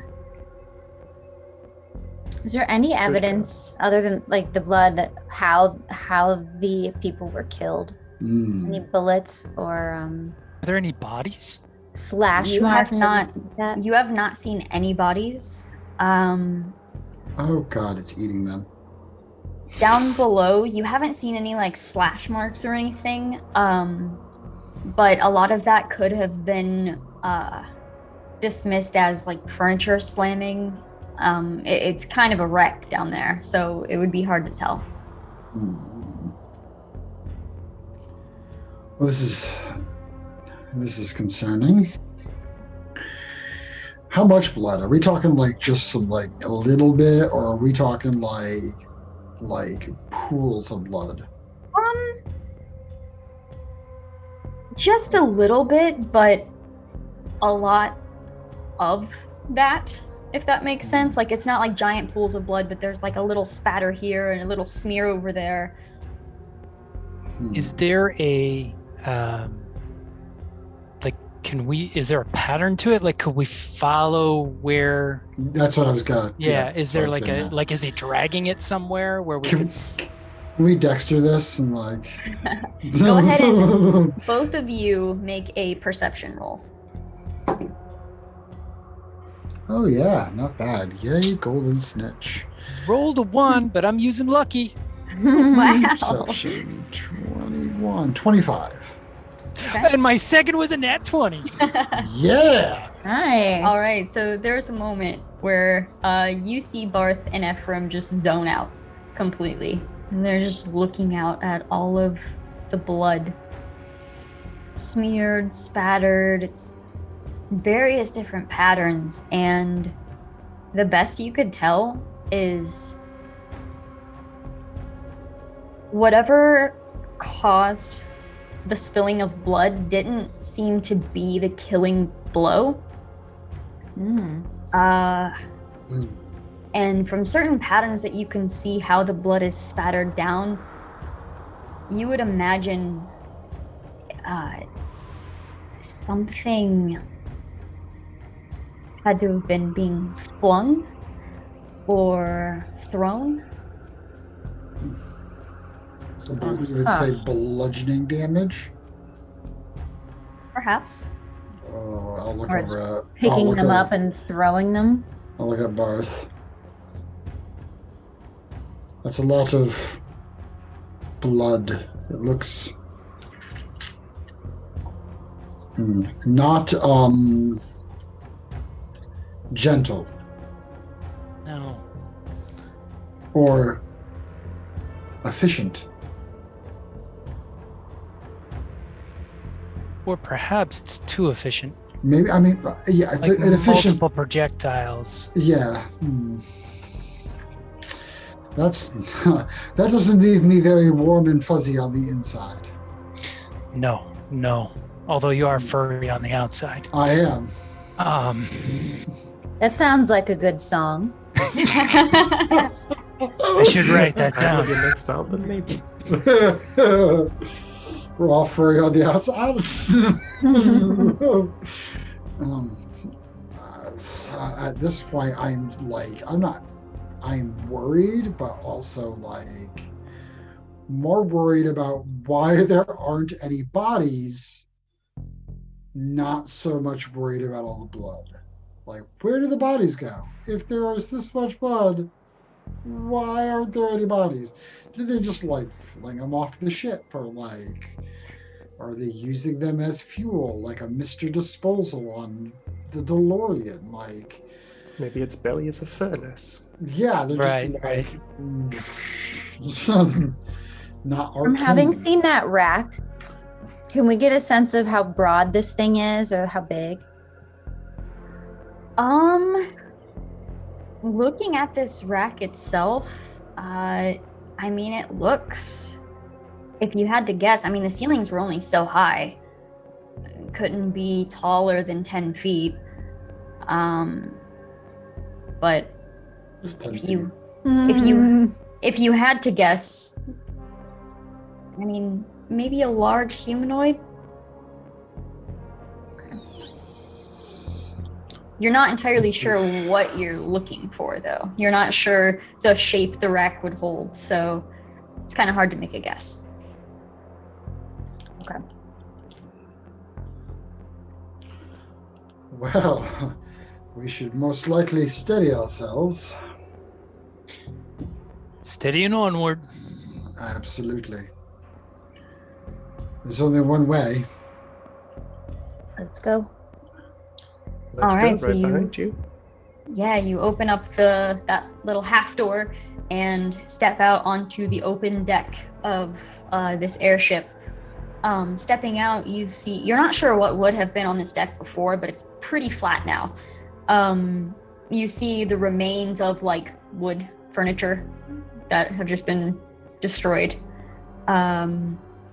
Walking out, you see there are stairs on both sides behind you, like going up to probably the controls of the ship itself. And then the flat deck part of the ship wraps all the way around. So you're on the front of the ship right now. You're looking at probably a little over a couple 100 feet of just flat deck. Well, we've made it, but no sign of Biggins. Can we hear anything coming from the control room? Go ahead and make a perception check.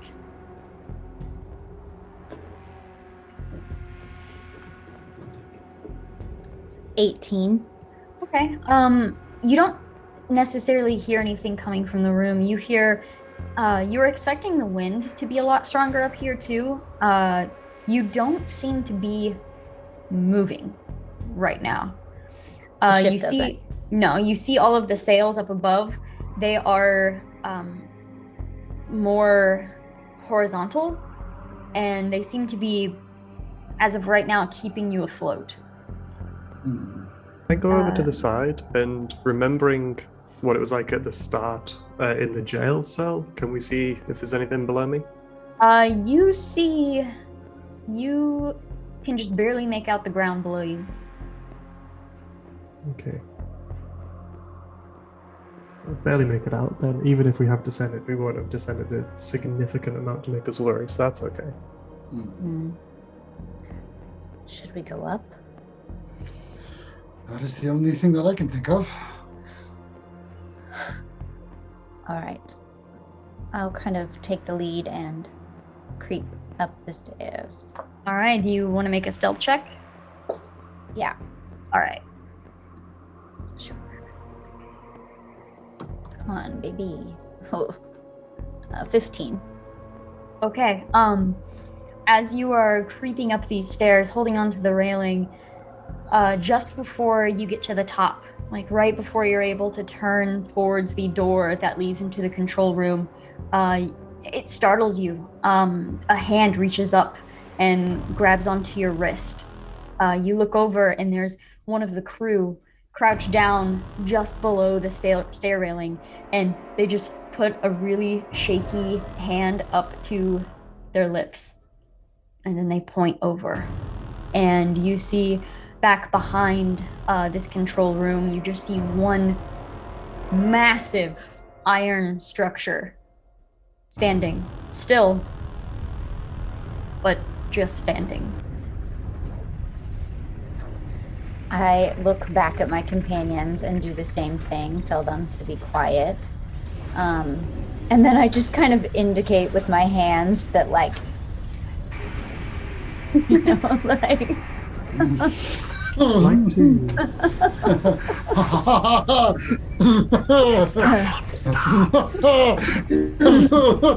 She Like found to melons. drop my hammer. Sounds Um, like. is it back to me? Yes.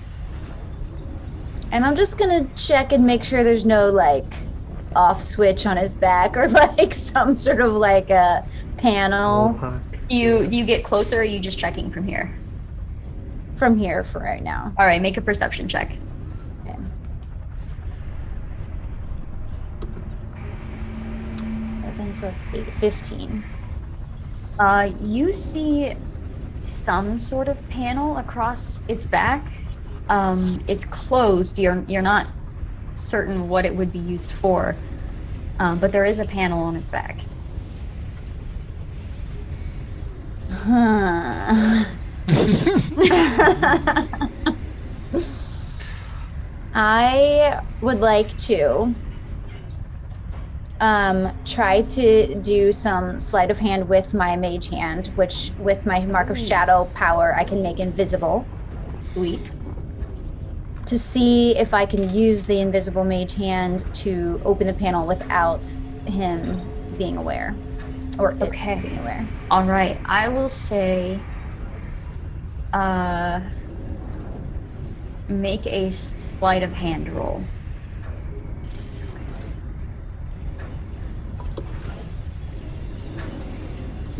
15. Okay. Do inspiration with that. Okay. What is that, D10? D10, yeah. Do you I whisper? have a plus 12 to my. Oh, sorry. Do you whisper a song? Yeah. I whisper a sweet song as she's doing it. Perfect. Oh no, is If I that can gonna walk hurt beside you, I'd like myself? to give you guidance, but I don't know how far away I am. Okay. So I had rolled a 3. I have a plus 12 to my sleight of hand, so that was 15 plus another 7 is 22. Okay.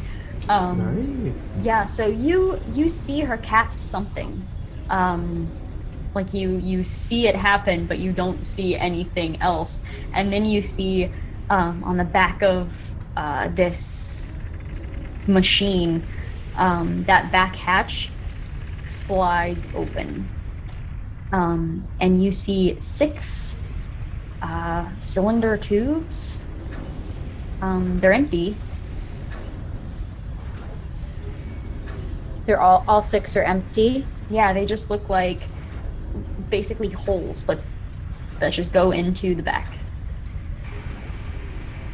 And there's 6 of them.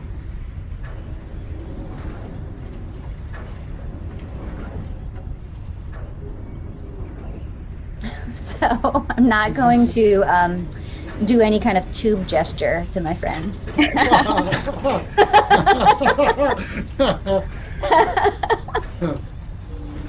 I fear that would be misinterpreted, but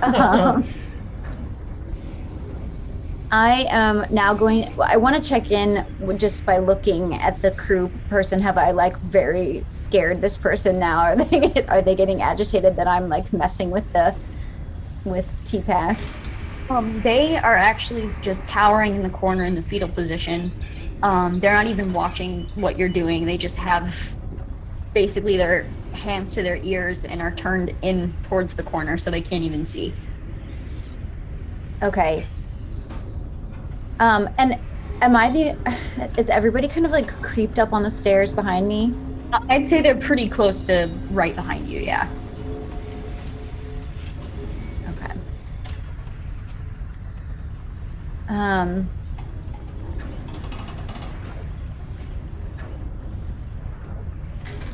gonna kind of motion for everybody to creep just back down the steps quietly.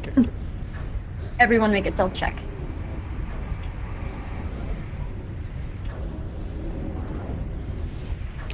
Nat 20. Nice. Nice. Stealth is 18. 17. I only got a 12. All right, so you turn as you go to step down. One of the actual steps was a little bit damaged from something that happened before, and your foot just crunches right into that step, and you all freeze.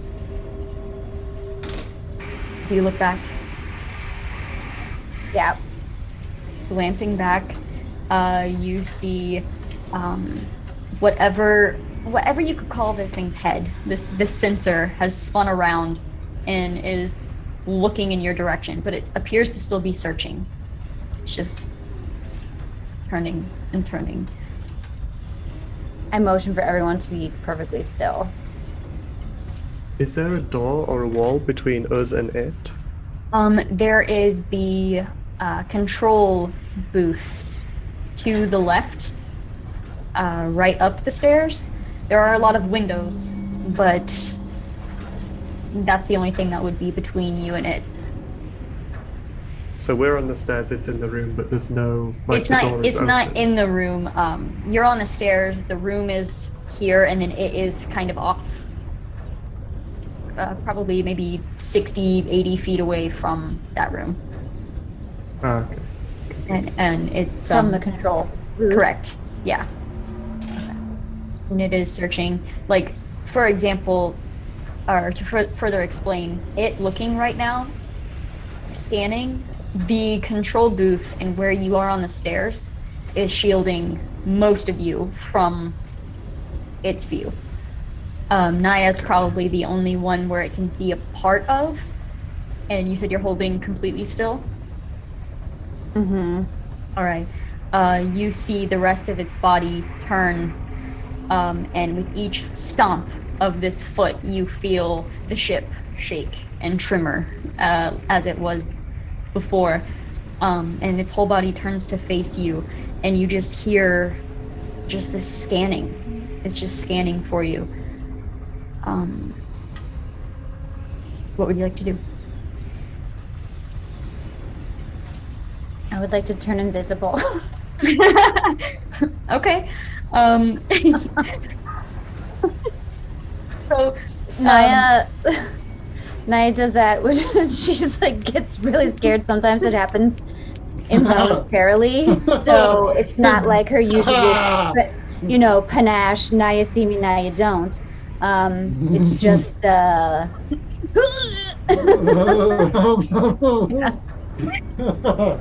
so she kind of motions for you to just hold still, and then when she looks back, she's just gone. I'll just look, might be just a little bit of pee on the floor. and I'll look at the Invisible other. pee, it's all good. I'll look at the other two.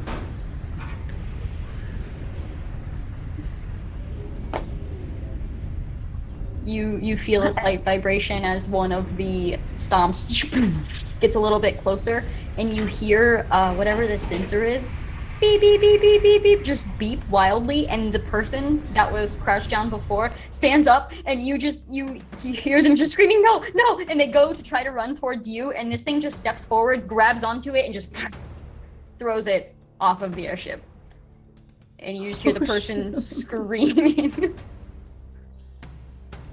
And then it turns, and the sensor looks towards the three of you on the stairs, and it's scanning, and it goes beep, beep, beep, beep, beep, beep. And now we're gonna roll initiative. Yeah. I was just about to say, I was just about to cast something. Same. I was kind of hoping to cast a spell called Maelstrom just behind it if there was a barrier, because then it's stuck there in this whirlpool. And then you guys That can would all be shoot it cool. from a distance. You still can. Yeah, hopefully. There's still time. Still time. Let's get into combat. Let's do some punching and kicking and shooting. Totally. 20 for Barth. 19 for Ephraim. 13. 14. So, Barth, you are up first. I'm gonna try. I'm hoping this can help us. I'm gonna cast Hold Monster. Okay. So he needs to make a Wisdom saving throw with a DC of 15. All right. That is a success. Okay. So you reach out your. Do you just cast? Do you have something that you cast through, or Yeah, my loot. I was like, right? don't right, you right, go right. nowhere! but I'm so scared that the notes are coming out wrong, Mhm. and my voice is like shaking a little bit, and so it fails. Kind of cracks a little bit too. Yeah, like Yeah. "Ah." Is there anything else you'd like to do? Let me see if I can do something.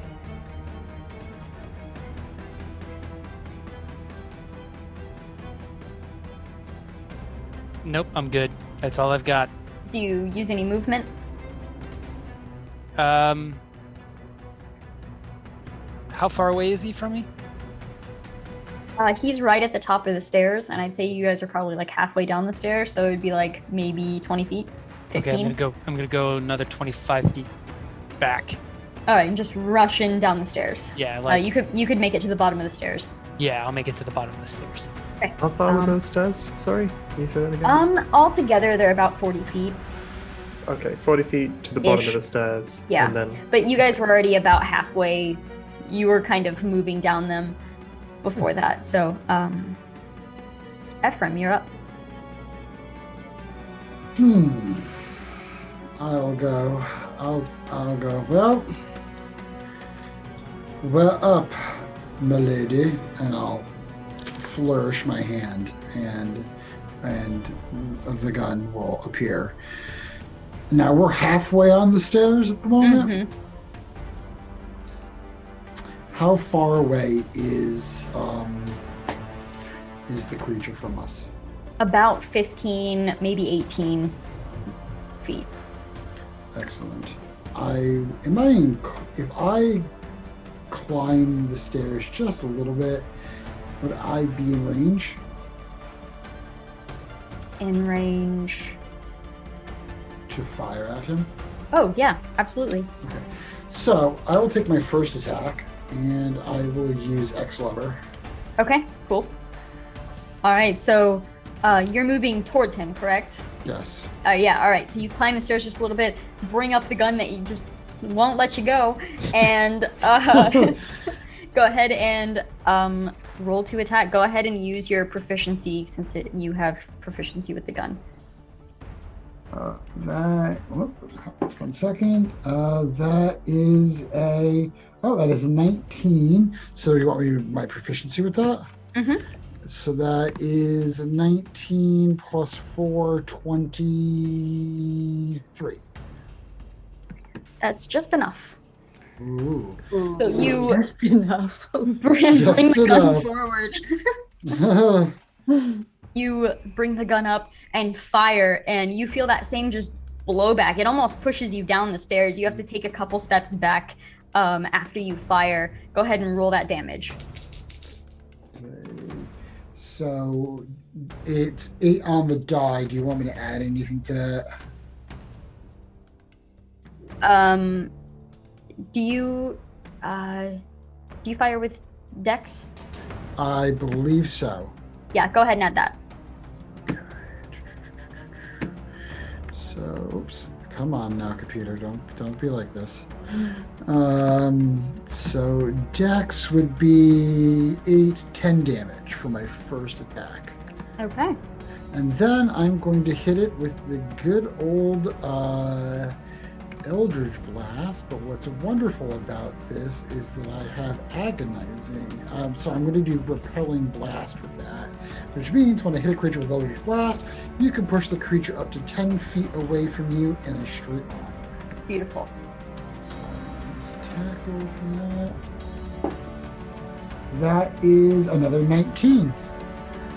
Plus Eldritch Blast, so 19 plus 7, 26. Okay, yeah, that'll hit. Is there a size limit to? It doesn't pushback? say. Okay, Let me we'll just. I'm Yeah, that's gonna- fine. We'll do it. Let It's cool. me go. I'm gonna click on it here and see if there is one. Blast. It says. Let's see here. It doesn't say if there is a particular. Just under Eldritch Evocations. Okay, I mean that's fine. We'll just go ahead and roll that damage. Okay. So 10. So that is a 7 plus. Let's see here. Eldritch Blast. 7 plus 3, 13 damage. All right. So how does this look? Do you fire? So you're holding up the X lever Slug. with one hand. You bring it up, fire. You bring And, up your other gun. Yep. An Eldritch Blast from that? Okay, cool. Yeah. Yeah, so you bring up the other gun, fire, and then just this blast of Eldritch energy slams into this machine. And as it does, slams into the chest, you see the actual plate kind of crack in just a little bit from the force, and it is pushed backwards 10 feet. You hear just the metal sliding against the floor as it's pushed backwards. Doesn't seem to have really affected like its balance or anything, but it was just shoved back 10 feet. I've moved it a bit for us.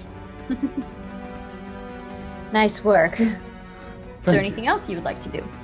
I will come back down the stairs just Sure. a little. All right, we are up to Tati. Nice. Seeing the danger in front of us, seeing my very new companions in danger as well, I cast Guardian of Nature. Fur begins to grow from every pore, my fingernails elongate as do my fangs, and suddenly, anime style, my muscles begin to bulge one after another, dop, dop, dop, dop, and suddenly begin to grow into a form more suitable of a sledgehammer. I'm taking on the primal beast form of Guardian of Nature. And just as I finish, my whole body begins to glow up as I activate Circle of Stars, the Archer form. A bolt of arcane energy begins to form in front of me as it fires towards this monster. All right. I've rolled a 17 plus 9 to hit, 26. That hits. Nice. Go ahead and roll that damage. That is 8 damage. All right. And I head back down the bottom of the stairs to pick up the sledgehammer. Okay. My movement speed is 40, so I don't know how far I get to it.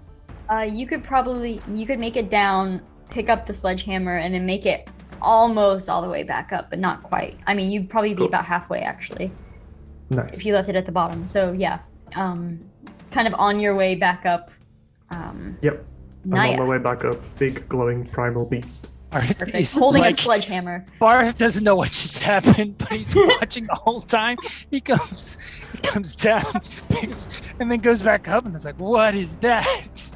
This isn't even my final form, Barth. This isn't even my final form. Got one more in the packet. Naya, you are invisible Okay. in the same spot that you were standing in. What would you like to do? So, how far away am I from the robot now? Well, it was right up on you as it stepped forward and flung that person, but it's been pushed back about 10 feet, so it's about 10 feet from you. Okay, so since I'm invisible, I'm going to attack with my crossbow at advantage. Okay, sure. Come on, baby. I still don't think I hit it. 19. 19. You hit it, like the bolt slams into it, but it just ricochets off of the plate armor that it has. Okay, so then I am going to, since I attacked it, I'm not invisible anymore, so I'm gonna try to get farther away. All right, so you have two options. You can maneuver through your companions to head down the stairs, or you can take a step towards it to duck into the control room. Will I be inviting an attack of opportunity if I do that? Possibly, but you may have the cover of the door if you're able to get through it quick enough.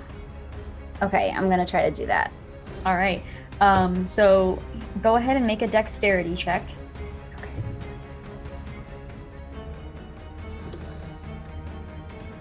19.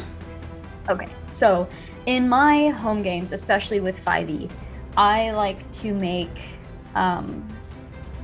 natural ones a lot worse than they actually are. And that applies to both you and to the enemy. So, and if I roll a natural one on my attack as the enemy, I let the victim who he was attacking decide how this plays out. So, as you are ducking into this room, T-Pass sees you, notices you, raises up one of its arms to go and slam down as you are ducking in. How would you like for this to play out? So he actually gets distracted because he realizes that his door's open. And he kind of does like a cat chasing its tail thing, trying to get it, and then kind of trips over himself and falls. Okay, so what happens is he raises his arm up to slam down, and as he's slamming down, he does just like hit the door frame. But as his arm is coming down, that's when he realizes that back hatch is just swinging open, and he does just look back and kind of spin around for a moment. And as he spins, 1 foot steps on the stairs, and he just slips just slightly, and one leg kind of goes down to one knee, and he is completely distracted. Is that your turn? Yeah. Oh, so I'm in I have gone into the control room, but he smashed the door, so I can't close it, right? He kind of smashed it while it was closed, but he actually did smash like the glass also. It's all busted in. They're like half walls all the way around. But you have you have cover from the door itself. Okay. So, and then that's it. Okay, perfect. It is now T-Pass's turn. Ooh. So he is like down on one knee, just seeing that this back hatch is open, and you see with that realization, he sits up a little bit straighter, and you see one of these cylinders begin to glow. It glows and it gets hotter and hotter, and then you hear oomph. And flying from the cylinder is some sort of it would almost look like a very large caliber bullet of some sort, but it's more arcane. And as it slams out, it goes directly towards the 3 of you that are on the stairs. Okay. I am gonna need so I'll have each of you make a dexterity saving throw. Excellent.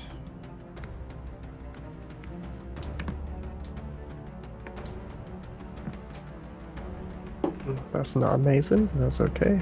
I rolled a 1. Thank you, Lucky. Dirty, Wow. dirty 20. Oh, yeah, that's a really good trait to have right now. Yeah. 23 on my dex save. 23, dirty 20, and what was the other one? 15. Okay, so as this weird arcane bullet arcs out through this cylinder on his back, what is your AC, Tati? My AC. Yep, 13. Okay. Does that count in that beast form? Yes, still 13. Okay. All right, so as this arcs towards all 3 of you, Ephraim and Barth both just like slam, one of you like slams yourself into the railing, the other one slams yourself into the wall on the other side, and this bullet just comes straight for Tati and just slams into him. You see it slam into him, and he takes it in the chest and then rolls the rest of the way down the stairs. Oh no. You're gonna take 18 points of force damage. And you're currently knocked prone Cool. at the foot of these steps. And after that, you see this robot, this machine, stand back up, turn, look towards the 2 of you that are still on the stairs, kind of look over and sees Naya in the room. Gauging its options, it seems to decide to stomp forward, and it takes 2 stomps towards you. It is it is just crushing these stairs as it is stomping down, but it can't quite reach you. So that is its turn. Now we are back up to Barth. It's going towards Naya right now. No, right? it's coming towards you two. Coming towards us. Mhm. Okay. So I can't see the stuff on the back of it right now. Correct. You definitely saw it because it was kind of face down for a moment when that flew out, but now it is facing you and coming your direction, so you don't have a line of sight on that. But I could center. Could I? I'm gonna cast Shatter. Okay. Could I center it sort of like on the back area that I know where all those vials are? Is that a So, like, spell attack roll or is that a save? It's a con save. Okay. First I will con save. Let's see. Ooh, that's gonna be a 26. Okay, so he would have saved for half, I think. Okay, in that case, roll a d20, and if you get an 18 or higher, I'll say you can center it where you're wanting to. I got a 1. What? How does that keep happening? I don't know, but I'm liking this. So I'm gonna use my lucky feet. And that is a 16, so I don't get it in. All right, it's still gonna damage the creature though, so you can go ahead and roll for that Okay. half damage. Okay. I'm gonna cast it at 4th level, so. And half would be, so it's 27, half for, what is that? 13? Yeah. And as a bonus action, I'm going to Healing Word Tati. That's very kind. Yeah, Since so you cast Shatter on this, not quite where you wanted, but you still hear some of the metal like crunching, and then you turn around and you see Tati at the bottom of the stairs, and you feel just a little bit better. So I'm gonna cast it at 1st level for you. It's 4 points of the whatever you lost. So Thank you All right. very much. That's much appreciated. Do you use any movement? I'm gonna actually run to him to give him the healing word. Okay, gotcha. All right, sounds good. What is the healing word that I hear then? It's like Band-Aid. I just say Perfect. Band-Aid because it's not much. Which is also kind of funny because you're a bard, Dan. Right. I know. That's pretty good. It was part of a festival I was at once. But Ephraim. Okay, so he's facing us right now. Right? Correct. The- He the is golem. coming your direction. Cool. I will take a bonus action and Misty Step behind him. Wonderful. And then I will, if that's okay with you. Absolutely. Cool. That'll be my bonus action for this turn. And then I'm going to cast Scorching Ray at 3rd level to the open back of his Perfect. as my first attack. Nice. So that'll be, let's see here. That's 3 rays at 2d6, but at a higher level, at 3rd level or higher, you create 1 additional ray for each spell slot above 2nd, which means I do 4 rays of damage at 2d6. So that's what? 3, 2, 4, 6, 8d6. Do you I don't- roll the hit for each ray, or do I roll save? I don't know. it's I think it's a roll for each hit. Roll for each hit. Yeah, so it's like Yeah. an attack spell. Yeah, so first one is a 13. Where does my spell attack? Spell attack plus 7 is a 20 for first hit. Okay. Second is a 19. It's 19, yep, on the second one. third one, that is a 17, and the fourth one is a dirty 20. For just your total is 20. So I did each right. Mhm. So yeah, Yeah. so the last one is 20 total. Yeah. So you, is there any certain color you want your scorching ray to be? Oh, purple, absolutely, just like Sweet, my okay. average church occasions. All right. So you, Naya, you get a pretty good view of this. You see Ephraim just appear out of nowhere as he is misty stepped right behind this structure, basically. Appears behind. Do you fire this from your gun? Yes. All right, perfect. Raises up the gun and just takes 4 shots, just quick, back to back to back to back. All of these shots slam into this construct, but as it slams into it, it's not doing anything. That's okay, because I get another attack. Perfect. And at this time, I'll do. I'll try the ex-lover. Okay. Interesting. All right, so you hold up ex-lover. That's a nat 20. Very Total of? nice. Huh? Total of? Let's see here.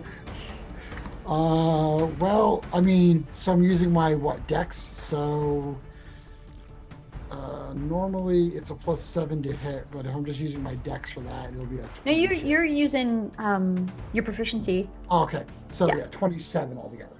Okay. Go ahead and roll damage So two and how double do the you- dice. Double the dice. So a 16 with the dice, +3 is 19 damage. All right, so Ephraim and T-Pass both take 19 points of damage. I take 19 points of damage? As this gun explodes from your hand, you see T-Pass kind of push forward just a little bit, and you see Ephraim just fly backwards from the blast. So the gun is no longer stuck in your hand, but it's also just no longer anywhere. Okay.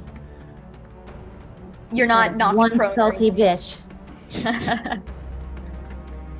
She didn't like it. She didn't like that I had another gun.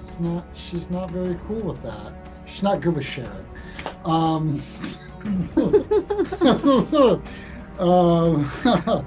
But yeah, it took that 19 damage as well. And is that your turn? That is my turn. How far did it move me back from it? It pushed you probably about, 10, 15 feet. Okay. Just kind of sliding on your heels. You were able to catch yourself. Okay. You were already expecting blowback from the gun itself anyway, so you weren't entirely caught off guard. Tati, you're up. Okay. Thank you for that little bit of healing. I feel a little bit better, but still a bit bruised from that arcane bullet. I use half my movement to get to my feet. I've got 20 feet left. Can I get to the big bad? I will say not quite. You'd probably be about 10 feet shy. Gosh, It dang, is that's fine. making its way down the stairs, but you are at the base of the steps, so That's cool. I'll run up half the way, and I'll use my starry form to bonus shoot my arcane energy at it. sweet.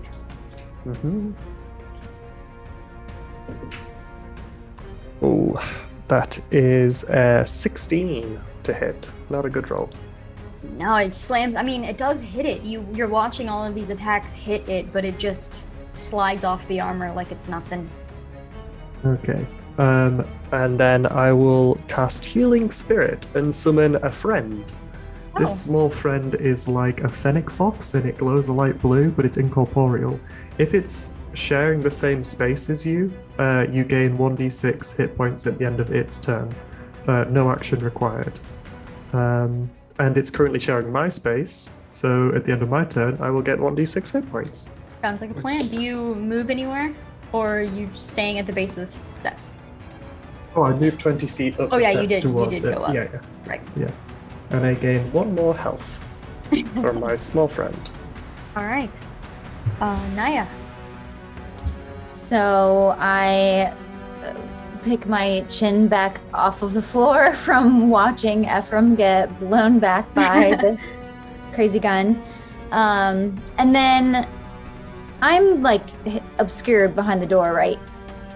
Yes. Okay. When I walked into the control room, is there anything that caught my attention right away as being something that would be immediately useful right now? Not particularly. It's just one rather small control booth of sorts. It's more levers. You have no idea how any of this works. Okay. So then I'm going to try to hit this thing from the back while I'm hidden behind the door. Okay. Trying to get it where I saw Ephraim at least wound it. Sure.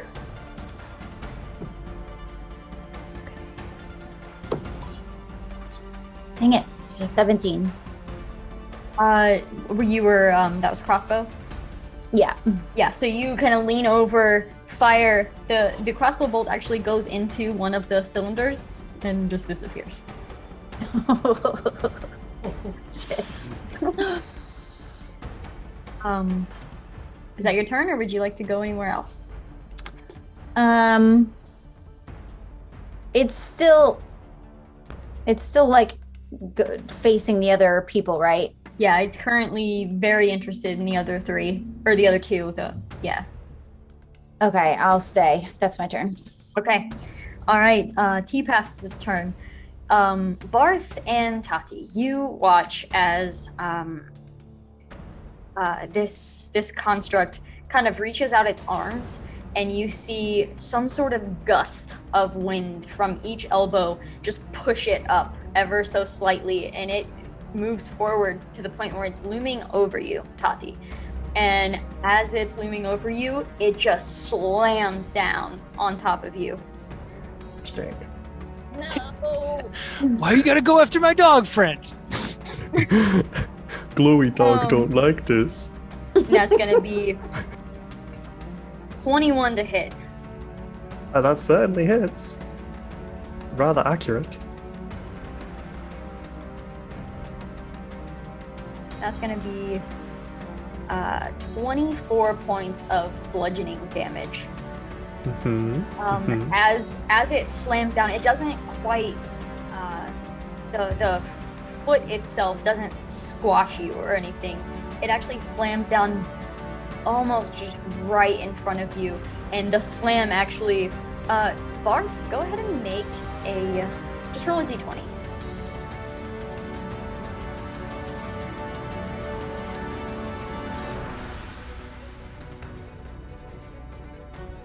$19.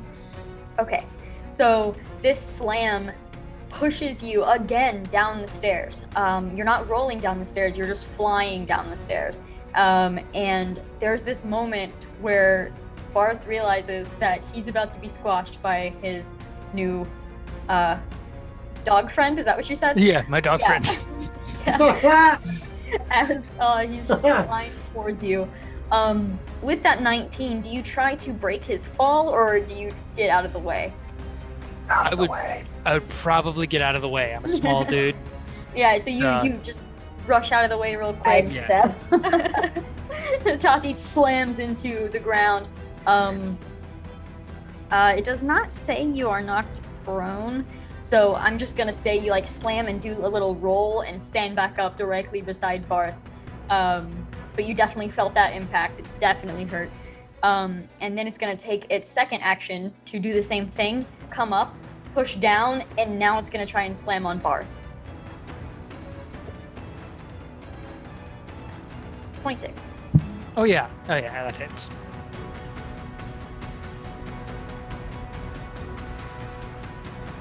That is going to be 20 points of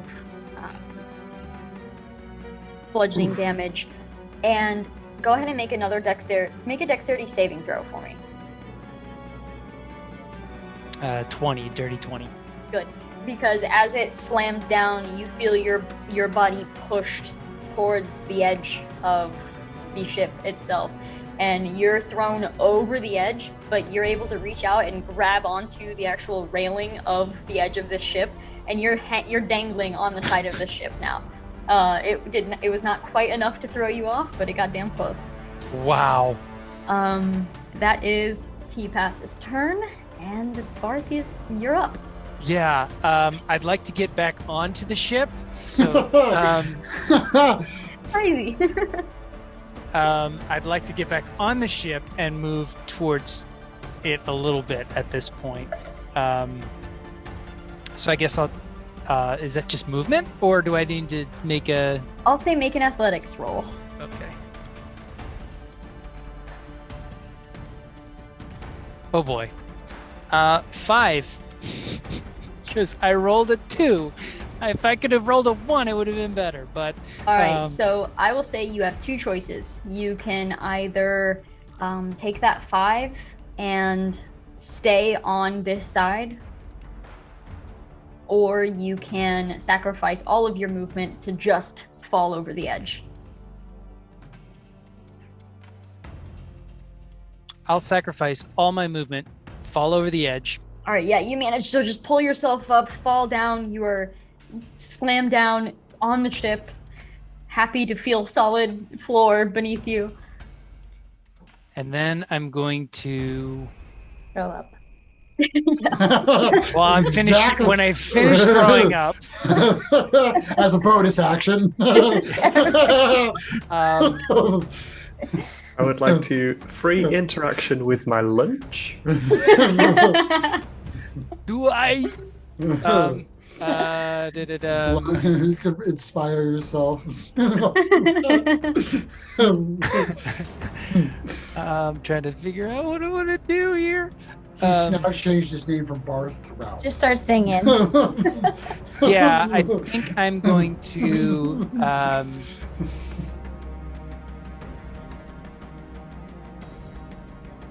I do think I'm just going to cast Vicious Mockery on him.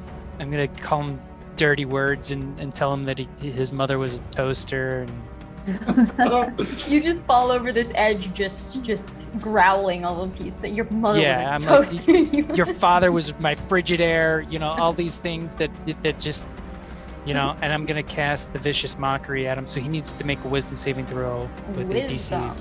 DC of 15. You're obsolete. It's a one. Isn't Your it? operating systems. Is it a one? That's the face of that one. I know it. I know that Of face the all too things to well. roll a natural 1, that's the best. Love It's it. exciting. Oh my gosh. So he takes 7 points of necrotic damage or psychic damage because I've insulted him. Okay, And so now he's sad. also in my games, if you roll a natural 1 on a save, you take crit damage. Right, that's As if the it crit. were a spell Yeah, attack. Okay, cool. That's a crit. Nice. I like your rules. I do too. Yes, Very much. It's upset and crying So as much as a robot can cry. little it's oil crying. tears. It's currently calling its therapist. It called me a toaster. It's knocked prone into depression. Double I want a shirt that says that. I do. Knocked prone in depression. Ah, It's going on the not shirt. one. Okay. So you have fully insulted this thing, and you see its attention has just fully moved on you now. This little man that just flew over the railing, like making curses at it. Come at me, bro. Full attention over at you. Is that your turn? I'm going to. Well, how far? Let me just see something. There is one more thing, but I don't think this is. Oh no, that's an action. So I will do another healing word at 2nd level.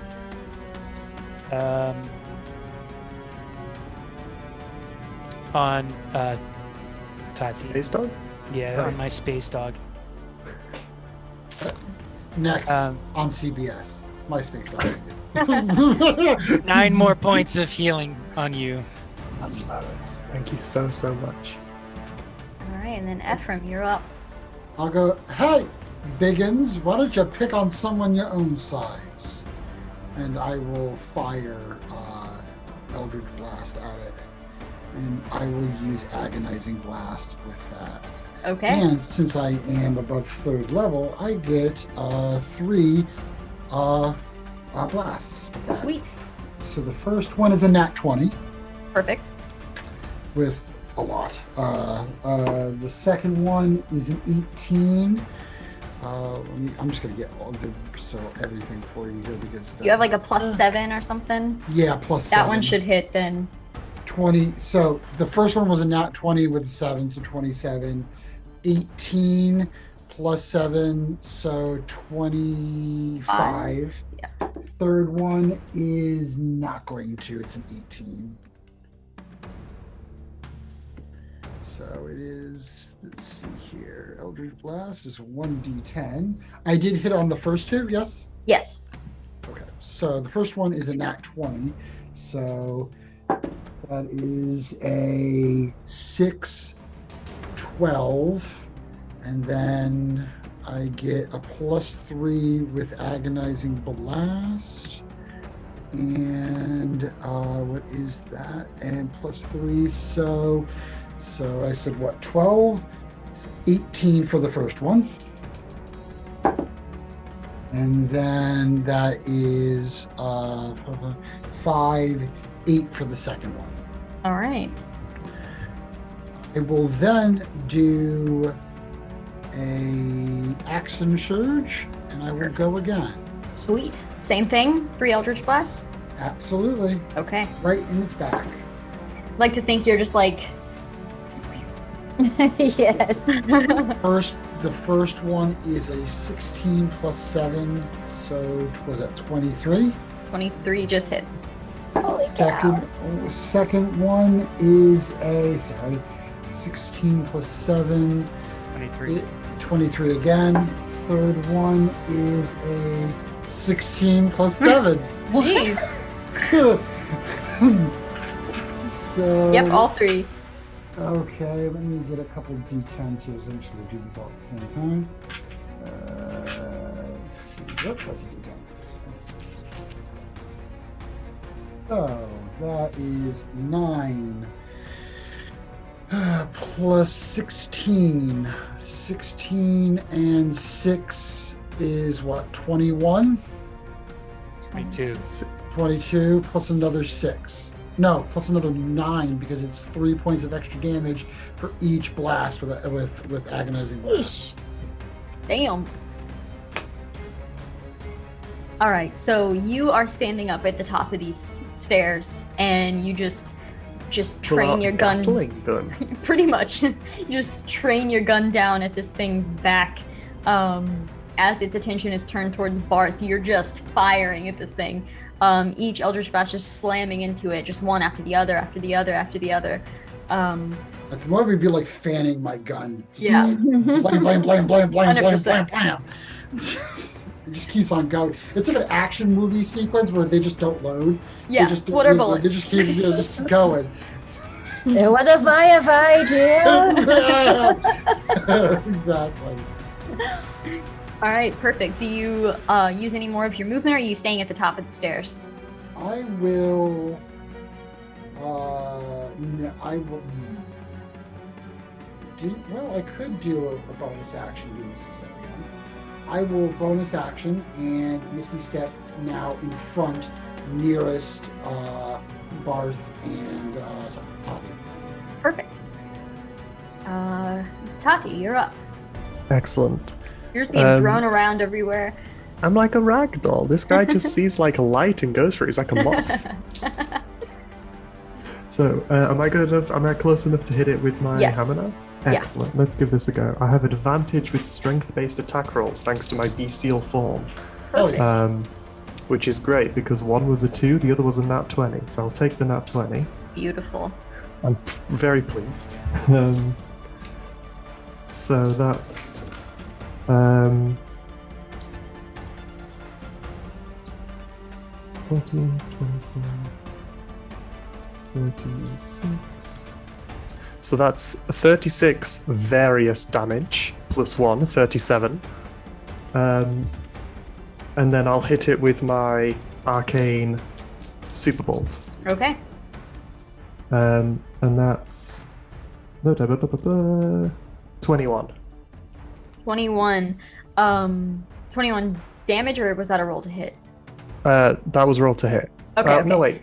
I added 4. I need to add another 5. That's 26 to hit. Okay, yeah, that'll do it. Nice. Okay. Ooh, that's a good roll. That's 21 damage. Okay, damn. Hell yeah. Yeah. Now we're getting somewhere. I I'm was level gonna 10, say- so I get I 2 of was these gonna little say, d8s. this golem just done mess with the wrong group of prisoners. All right, do you use any of your movement? Are you just kind of staying by I'd like to move in front of Barth so that it's Barth, me, robot, to hopefully give Barth a little bit of cover. Okay. Sounds good. You just step in front. He's still kind of on like his hands and knees, still working on getting up after, almost flying to his death. Naya.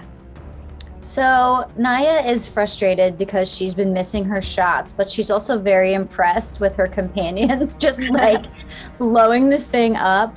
And she's suddenly like very curious about how sentient this thing might or might not be. So instead of trying to hit it again because she keeps missing, she's gonna cast Detect Thoughts. Ooh. Okay, so I believe casting that you get surface thoughts. In the Unless first you try to- round, yeah. Okay. Interestingly enough, you don't really get thoughts. More of directions, objectives, just these same words start just playing over and over in your mind. And it is simply empty the ship. Empty the ship.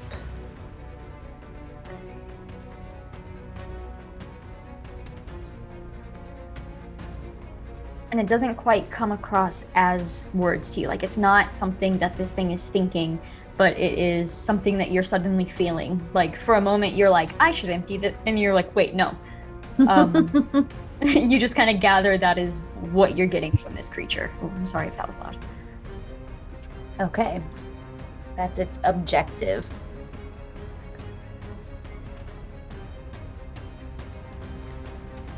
Okay, and then I'm just gonna hide behind the door again. Go ahead and make a stealth check just for the hell of it. Okay. So 16 plus 8, 24. All right. All right, it is now T-Pass's turn. What were those? It had disadvantage on something, didn't it? From Vicious Mockery? Or did I just make that Oh, up? yeah, he does have. He has disadvantage on the next attack roll it makes before the end of its next turn. Okay, cool. Before the end of its next turn. Yeah, so you actually hear something whirring inside, something charging, some sort of just getting louder and louder and louder, and it actually turns and it raises up one of its arms down, like in the direction where Barth is, but of course aiming at Tati instead. This is not good. This is. I have a very bad feeling about this.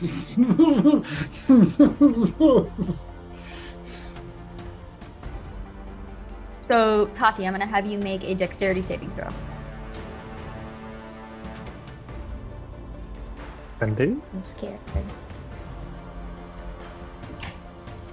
Okay, that's 17 on the dice. That's 19. Okay.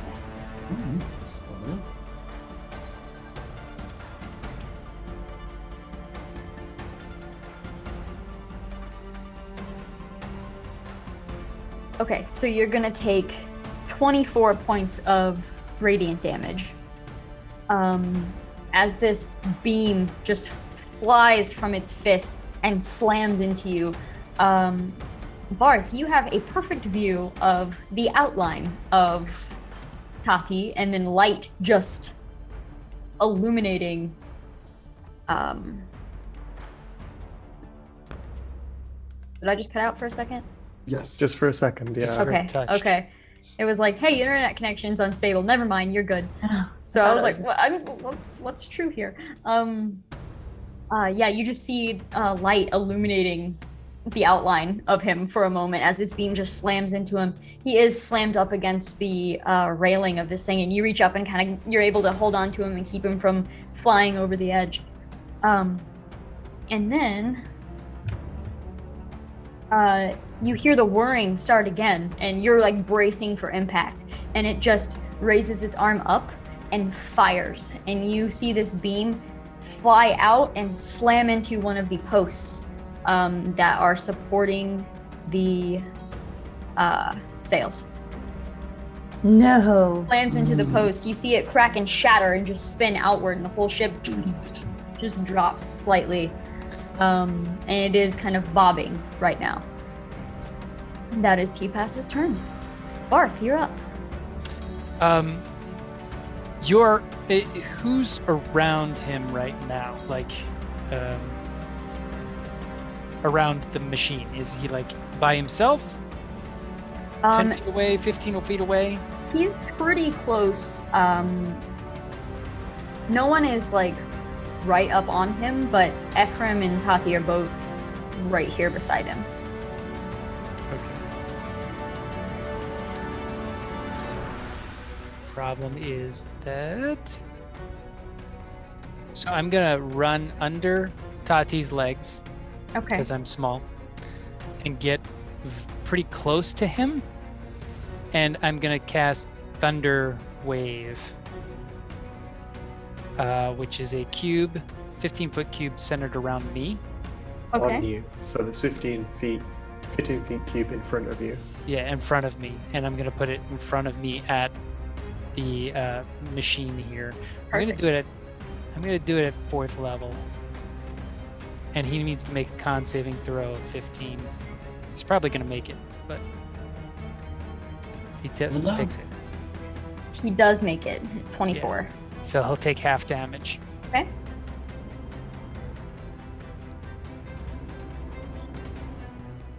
Which is 11. 11 thunder damage. Okay. You're seeing... You can see every part of this thing that you guys have hit with various spells, basically. You see parts of it dented in, you see parts of it scraped. It doesn't seem to be that upset about it.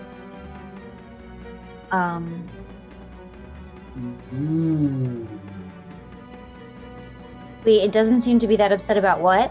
About Okay. the damage that you've done to it so far. As far as spells go, which in my head was the optimal word.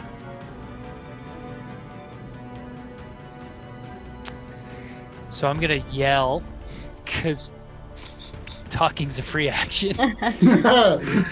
But I'm gonna yell to everyone that I said I don't think spells are hitting it. Mm, We're gonna have to hit it with something harder. good to know. And I'm gonna also do another bonus action of healing word. Actually, since they're closer to me, oh no, that's an action. Never mind. I'm gonna do healing word at 3rd level. Okay. And I'm gonna give it to Tati. Another 12. All right. And Ephraim is up after that. I look down at my gun and I go, Beatrice, it looks like no magic. We're going to have to go straight up. and he will use regular ammunition Okay. for this, but he is going to features and traits. Give me a second here. I'm going to use. I think I'm going to use a grip point and use Dead Eye Shot, which means when I make a firearm attack against a creature, I can expend 1 grip point to gain advantage in the attack rolls. So I will fire at him. That's this. So I get advantage. That's an 18 first. So 18 plus 7. That hits. Oh, right. Excellent. So that's correct. So that's a 8 plus 2 is 10 damage on my first one. Nice. I'm going for my second round here. That is a 18 plus 7. And that is, yeah, that's my best roll. So second hit will give me 6 and another 8 points of damage to him All right. with live ammunition. Beautiful. So how does this look? And I'll just look at my gun and I go, okay, live ammunition then. And I'll just go crack, crack, like just 2 right in a row. Nice. Are you aiming for anywhere specific? I'll do his head. All right, aiming for that like sensor up at the Yeah. top, just firing. You see the bullet slam in, and it actually cracks part of the screen, and you see its attention fully turned towards you. It just spins and just focuses directly on you. I will bonus action Misty Step behind it. Perfect. Tati, you're up. You're like, nope, that's not happening. Bye. You're like, no. Is So that I that? am slightly concerned about the amount of damage it's doing and the amount of damage I'm doing, so I'm going to switch my constellation to Chalice and cast. Is anyone else down on health, by the way? I had 19, but I'm okay. You're No one else down is- to 19. No, I got 19 points. of Oh damage yeah, on I've got. I'm only 20 points down, so I'm pretty healthy here. Yeah, okay. Yeah. Okay, I will cast Cure Wounds on myself, and I get a bonus. 2d8 plus Wisdom for anybody who wants it. So I've got Cure Wounds here.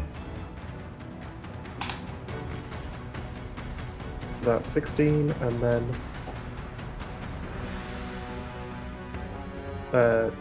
16 and 25. Does anyone want any of it? Any takers? I'm good. Cool. I'll take I'll it. take it myself. Take it. Oh, take it No, yourself. take No, I don't want it. Yeah. Okay. Take it. You can have the 16. I'll take the 25. All right. Nice. Is there anything you'd like to do for your movement?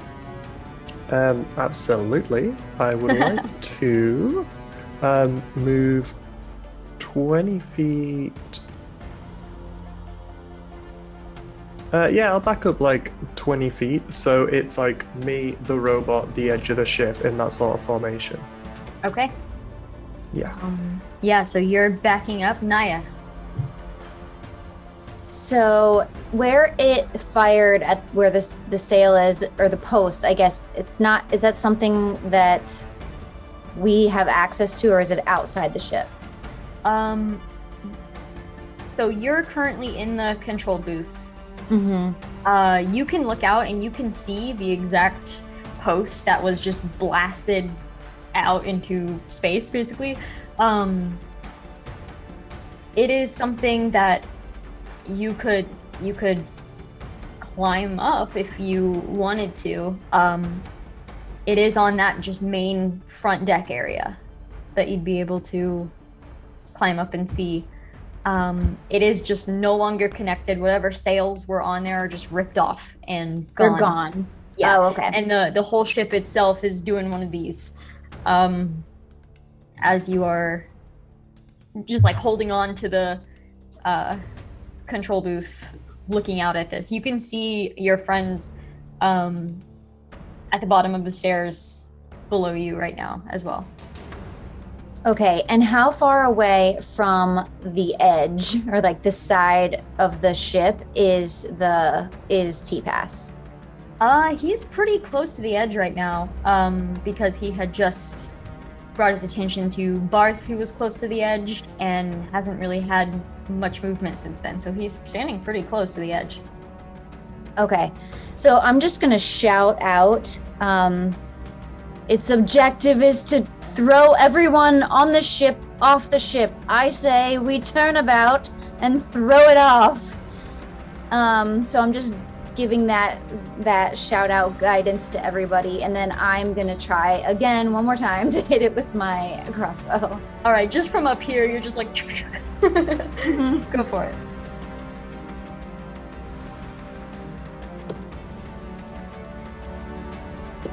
Come on. Ugh, 21. Oh, So close. the crossbow bolt slams into the side of it, like where the center was cracked, even, and just a little tiny bit of glass like flakes off, but the bolt just ricochets. Not She's quite. just like, God damn it! Staying where you are. No, I'm gonna come out. All right, so you, it takes you a moment to actually push the door open. It kind of wedged shut a little bit. You push it open. You're standing at the base of the stairs, Yeah. starting to make your way down, or If at the bottom of the stairs, I'm trying to figure out how. I'll come down. okay, you can make it almost all the way down. T-Pass is like right, probably like 10, 15 feet in front of the bottom of the stairs. So, depending on how Okay. close you wanted to be to him. I don't want to be that close to him, so Okay. I'm gonna not come all the way down. All right, like halfway or so, Yeah. probably. Okay. Perfect. It is T-Pass's turn, and he is going to, he's going to go ahead and take 2 stomps downward. Barth and Ephraim are the two, or no, you went behind him, didn't you? Yeah. So Barth is the closest. So stomping down, this sensor just looks down in your direction, and he's going to reach and attempt for a grapple. So this will be, I'll let you use athletics or acrobatics. Acrobatics is better for me. I'm going to take All that. right. An acrobatics check. Yes. I got an 8. Okay. So this arm reaches out, and you all just watch it just clutch onto Barth, lift Barth up, and toss him off the side of the ship. Oh no. That is T-Pass's turn. Barth! Is there anything you would like to attempt? Fly on the wings of love. Fly, I baby, don't fly, know. fly, fly. Yeah, like, can I think I'm dead. Oh no. That was crazy. Can I completely healing word myself before I hit the ground? I mean, you still got a while before you hit the ground, so You got a Anything grappling could hook in that backpack. No, I don't. Not that I know of. Wow. This is tough. I have some rope, or Ah, yeah. actually, yeah, I've got some rope. Pretty sure I have some rope in my backpack. Your parachute? Wish I had a parachute. I feel like I'm gonna be like the that Use Looney your- Tunes thing where I'm like pulling out like an Use your you have a python. anvil. How'd that get here? What? Just tie your sword to it. Jam something into the side. Yeah. I could crossbow. I could tie it to a crossbow bolt, but oh my god! While I'm falling to the ground, It's a Um, big ship. and It is then a fairly big ship. okay, There's also so- a lot of broken windows and It's like hitting the holes side in of a barn. so I'm gonna. Makes no sense, but I'm gonna try it. D&D. I'm gonna Yeah, try yeah. to tie my rope to a crossbow bolt, and then shoot it at the ship so that I can hold on to it by a rope. Okay. I'm gonna make a roll.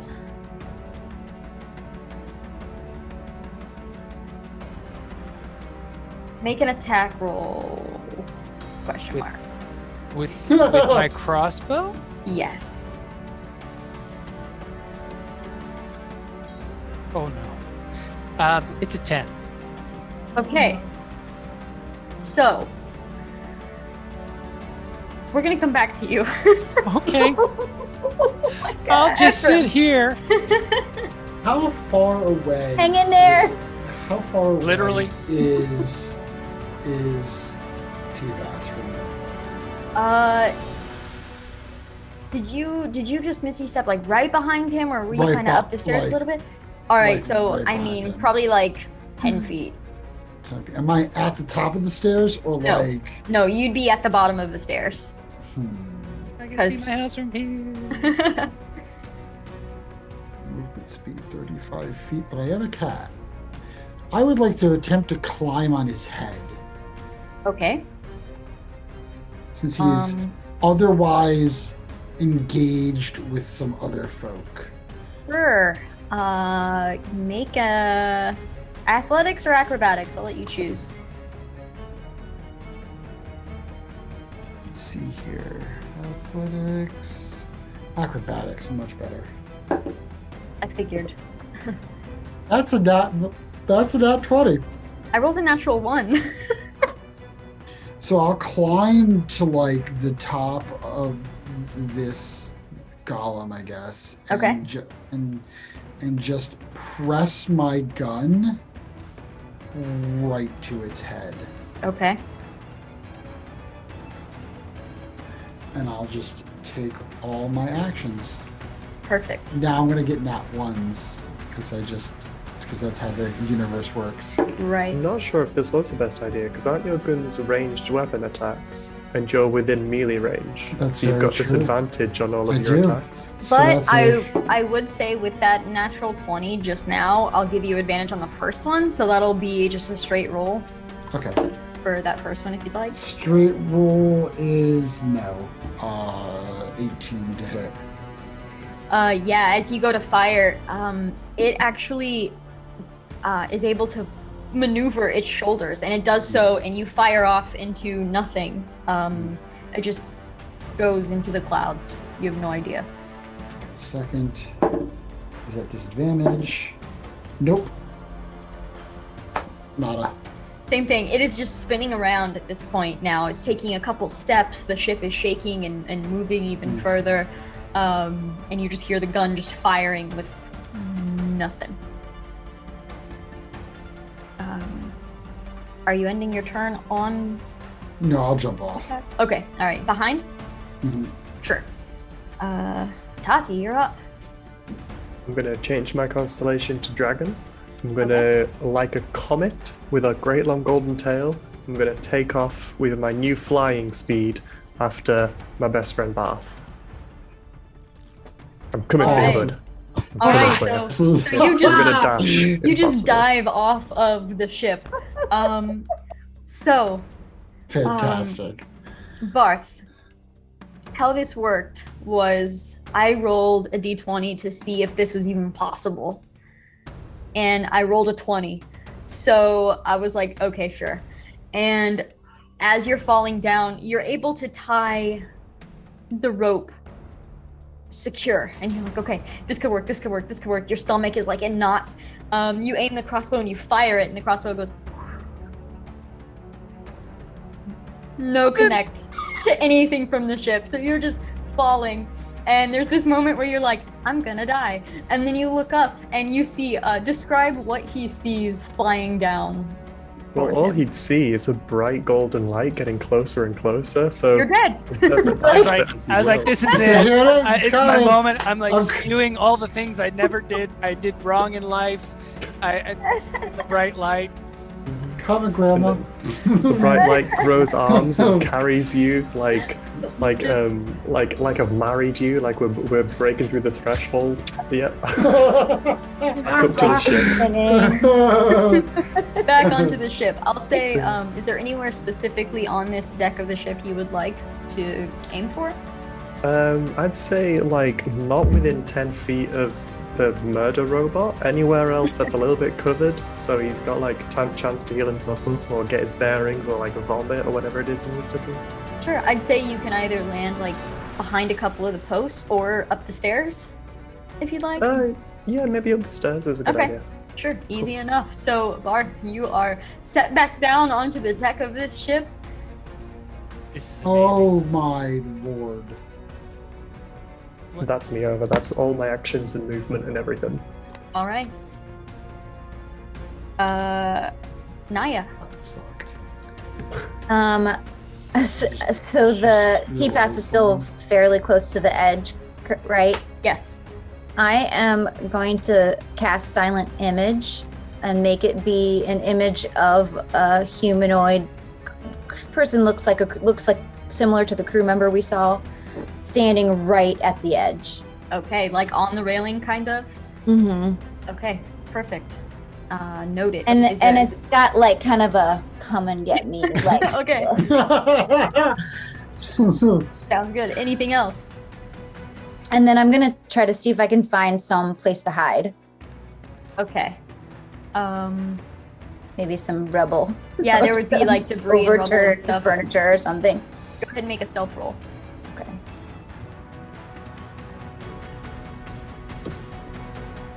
Oof, 10. Okay. All right, so T-Pass looks towards this figure that just appeared on the like railing of the side of the ship. I rolled a natural 1 on my intelligence check. So it turns, looks at this figure, it turns all of its attention towards the figure, reaches to grab it, and just swings and isn't able to grab anything. And it is currently standing here at the edge of the ship. Fudge. And since I rolled a natural 1, I'll say it doesn't get its other action. Nice. So it is just standing here, and we're back up to Barth. Yeah, so I totally forgot that I have a feat called the Gunner, which means if the enemy's within 5 feet of me, I don't get disadvantage on my ranged attacks. Okay. That would have been Uh, good. Noted for Oh boy.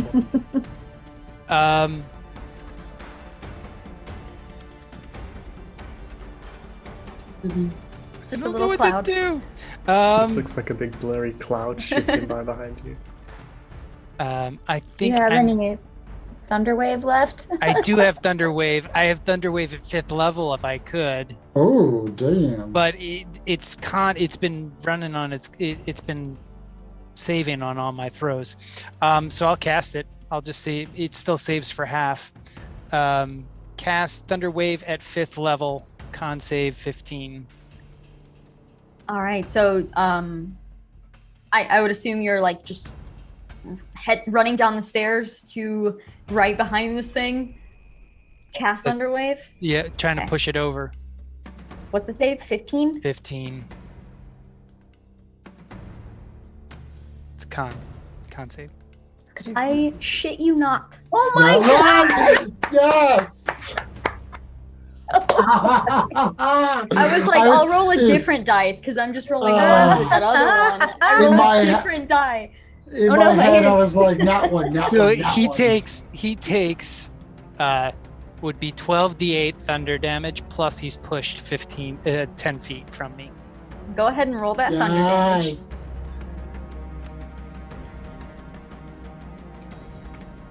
Oh, that beautiful green footage.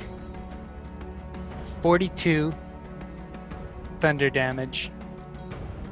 And he's pushed 10 feet. All right, so the number I had written down was 25, and that was going to be for the railing.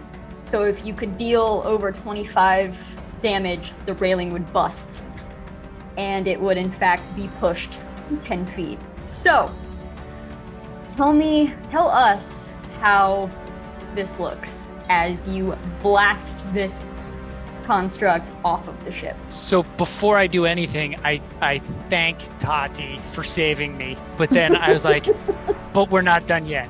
And he runs over and he like he pulls out his lute and he just takes like a huge G-chord, bow, and throws this wave of sound at this robot that's like swinging over the railing there.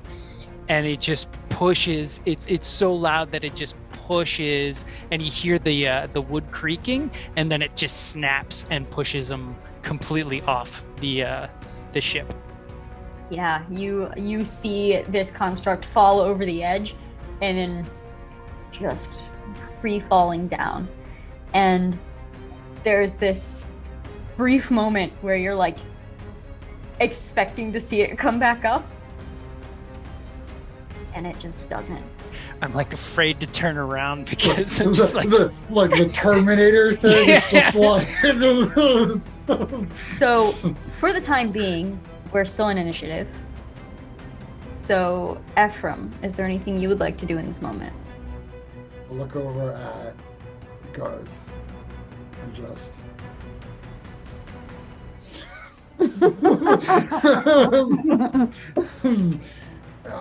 There's no enemies that I can see, correct? Correct. I'll be like, that'll do. Beatrice. And I'll just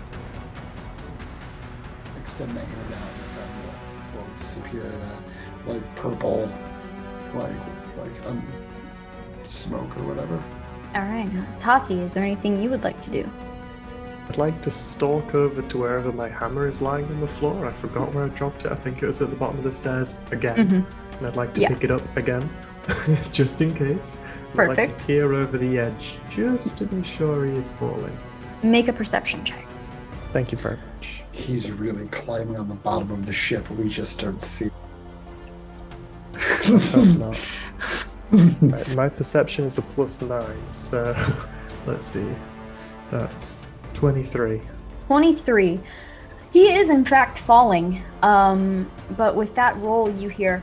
Oh god.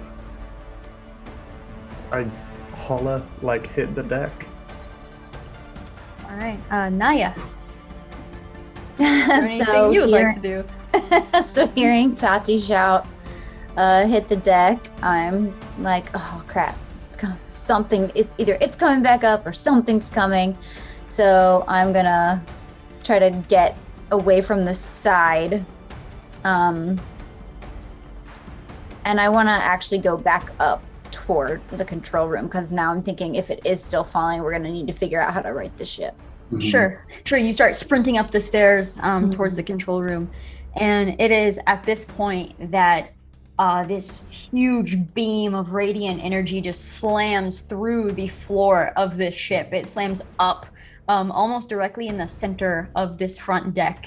Just blasts wood upward as this beam just slams in. It takes out another 2 or 3 of the sails.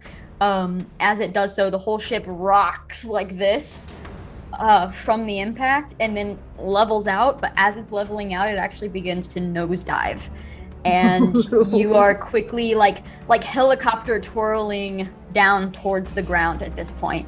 I'm going to give you all, we're going to do this in 3 rounds.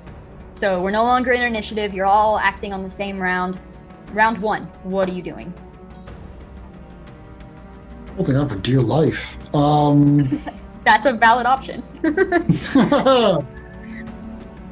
Yeah, I'm just gonna like hold on to something as much as I possibly can. Make a strength check. Oh God, this is gonna be terrible. Yeah, it's a 8. Wait a minute, 1 second. I don't even think I have that. No, it's a 6. Okay. So you hold on to one of the posts that's still standing there, and as this is just like helicopter twirling around, your hand slips from one of the posts and you fall back. You actually slam into the half wall from the control booth. Slam into that and kind of flip into the control room. What are the other three doing? Hello. I cast. Oh no. Because I don't have my rope anymore. I've shot my rope. I'm gonna try and find rope on the thing and tie myself to one of the posts. I will say easy enough to find it. There's plenty of loose rope dangling now from the posts that have been like just disintegrated, so you can walk over to that and you just immediately start tying yourself to one of the posts. Yeah, I'm gonna like wrap it around me and then like lash myself to the post so that I have something like stable. Sure. Yeah. All right, sure.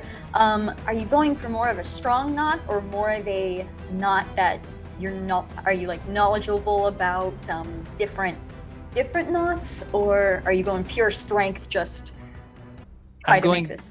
I'm going like survival. Like I know a way to wrap it and so that it's loose enough that I don't slam up against something, but it's gonna hold me safe to the post at this point.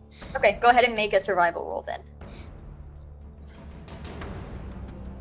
23. Noted. All right. I was trying to get to the control room. If I'm able to get there, I am looking to see if this ship has any kind of like magical failsafe or any kind of like anything in the control room that would sort of magically stabilize the ship without. I will say you were making it to the doorway when this beam hit, so you were kind of flung in. You could climb. You actually climb up the moment that Ephraim's body is tumbling in. He lands beside you, and you are looking at this control booth. Make an Arcana check. Please, please. A natural 20! I got a 23. Yes. That's my first one of the night. Yes. Perfect. That's the perfect time to do it. All right, so barreling through the air. You are looking at this control booth, and you see one of the buttons themselves. It looks like it's got some sort of a light in it, like it should be lit up. And that's probably your best guess.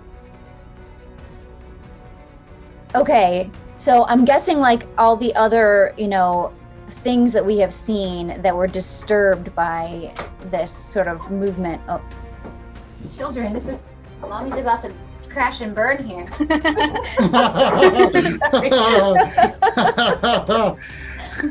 Okay, so I'm assuming it needs to be powered the same way these other arcane things were powered. So I'm gonna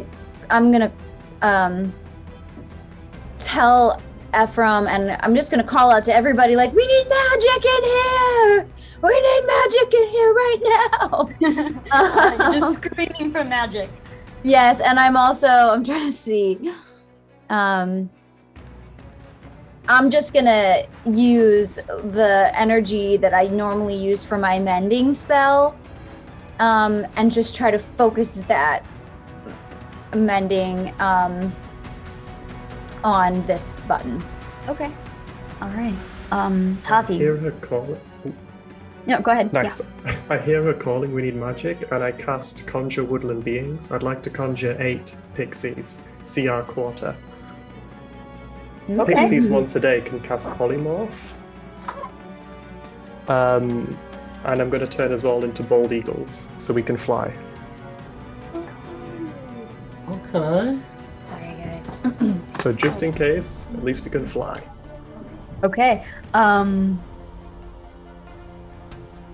Just out of curiosity, is that does that specify willing creatures? Polymorph the spell? I would be happy Yeah. to check. Okay. No. Just because then I would give each player an option, you know. Yeah. If they wanted it. Right. Cool, let's check. I presume it is willing creatures. Yeah, otherwise they need to make wisdom saving throws to avoid the effect. Okay, so you are all being turned into bald eagles. Oh, jeez. Okay. Unless you want to resist it, and then you can try to make a wisdom saving throw. No. But you feel that effect coming, and you're like, bald eagle. Okay, let's go. Yeah. All right. So there's just this strange feeling in your chest for a moment, and then you just feel your entire form almost like crunch in, but not painfully. It's the weirdest thing, and then suddenly you're flying. And Ephraim and Naya, you are bald eagles inside of, just standing basically on the control panel. And Barth and Tati, you are bald eagles out at the deck. The ship itself still is spinning, and you are probably a couple hundred feet from plummeting to the ground right now. We've got 1 hour. All right. I'll Is there take off. is there anything anybody wants to do, or you just want to kind of get away from the ship? Yeah, I'm assuming the blue button is still not glowing. Mm-mm. Okay, then I'm just gonna fly out of the control room and try to get to open air. All right, you guys reach open air. You're kind of circling around. You watch the ship fall, and slam into the ground, and parts of it just shatter up. There's no explosion or anything, but as it slams in, you see even in the air, you kind of have to dodge some of the wood pieces that are just flying up from this ship slamming down into the earth. You are bald eagles. You are in the sky. What would you like to do? I guess we should go land. Yeah. Yeah. Wherever the nearest, land mass is. You just see one decent sized landmass below you. It's kind of a canopy, just trees. Seems sensible. Yeah, I don't think we can really talk, so I'm just gonna, Just go. I Yeah, will why follow. not? I will follow Tati as he descends. Can we tell which eagle Tati is? Yeah, probably the glowing one, because I've still got my constellation on. Okay, so then I'll do the same thing. I'll follow Tati. Follow the glowing eagle down into the trees. Do you rest in the trees for a little while, or are you just Yeah, let's do you get choose to the trees. We've stop only got an hour. polymorph, or do you just polymorph just happens for an hour? The pixies choose to stop the polymorph. Great. Yeah, they're the ones in control. Okay. They're not. Uh-huh. Yeah. So once we're landed, we can stop it if we want to. We just ask yeah, nicely. I would very much like to not be a bird. Let's do it. And keep Right. one bird. So you land on solid ground, probably, a good ways away from the actual wreckage, as it's just slammed into, just ripped trees to pieces, slamming down. You land a good ways away, kind of flying through the canopy of the treetops, land on the ground, revert back to your regular forms. I'll never eat chicken again. Wow. You are looking around, and there's this heat that just kind of, this humidity that's heavy on your chest, and as you're glancing around, you see the lush trees, vines and branches covering the ground. You're in some sort of jungle.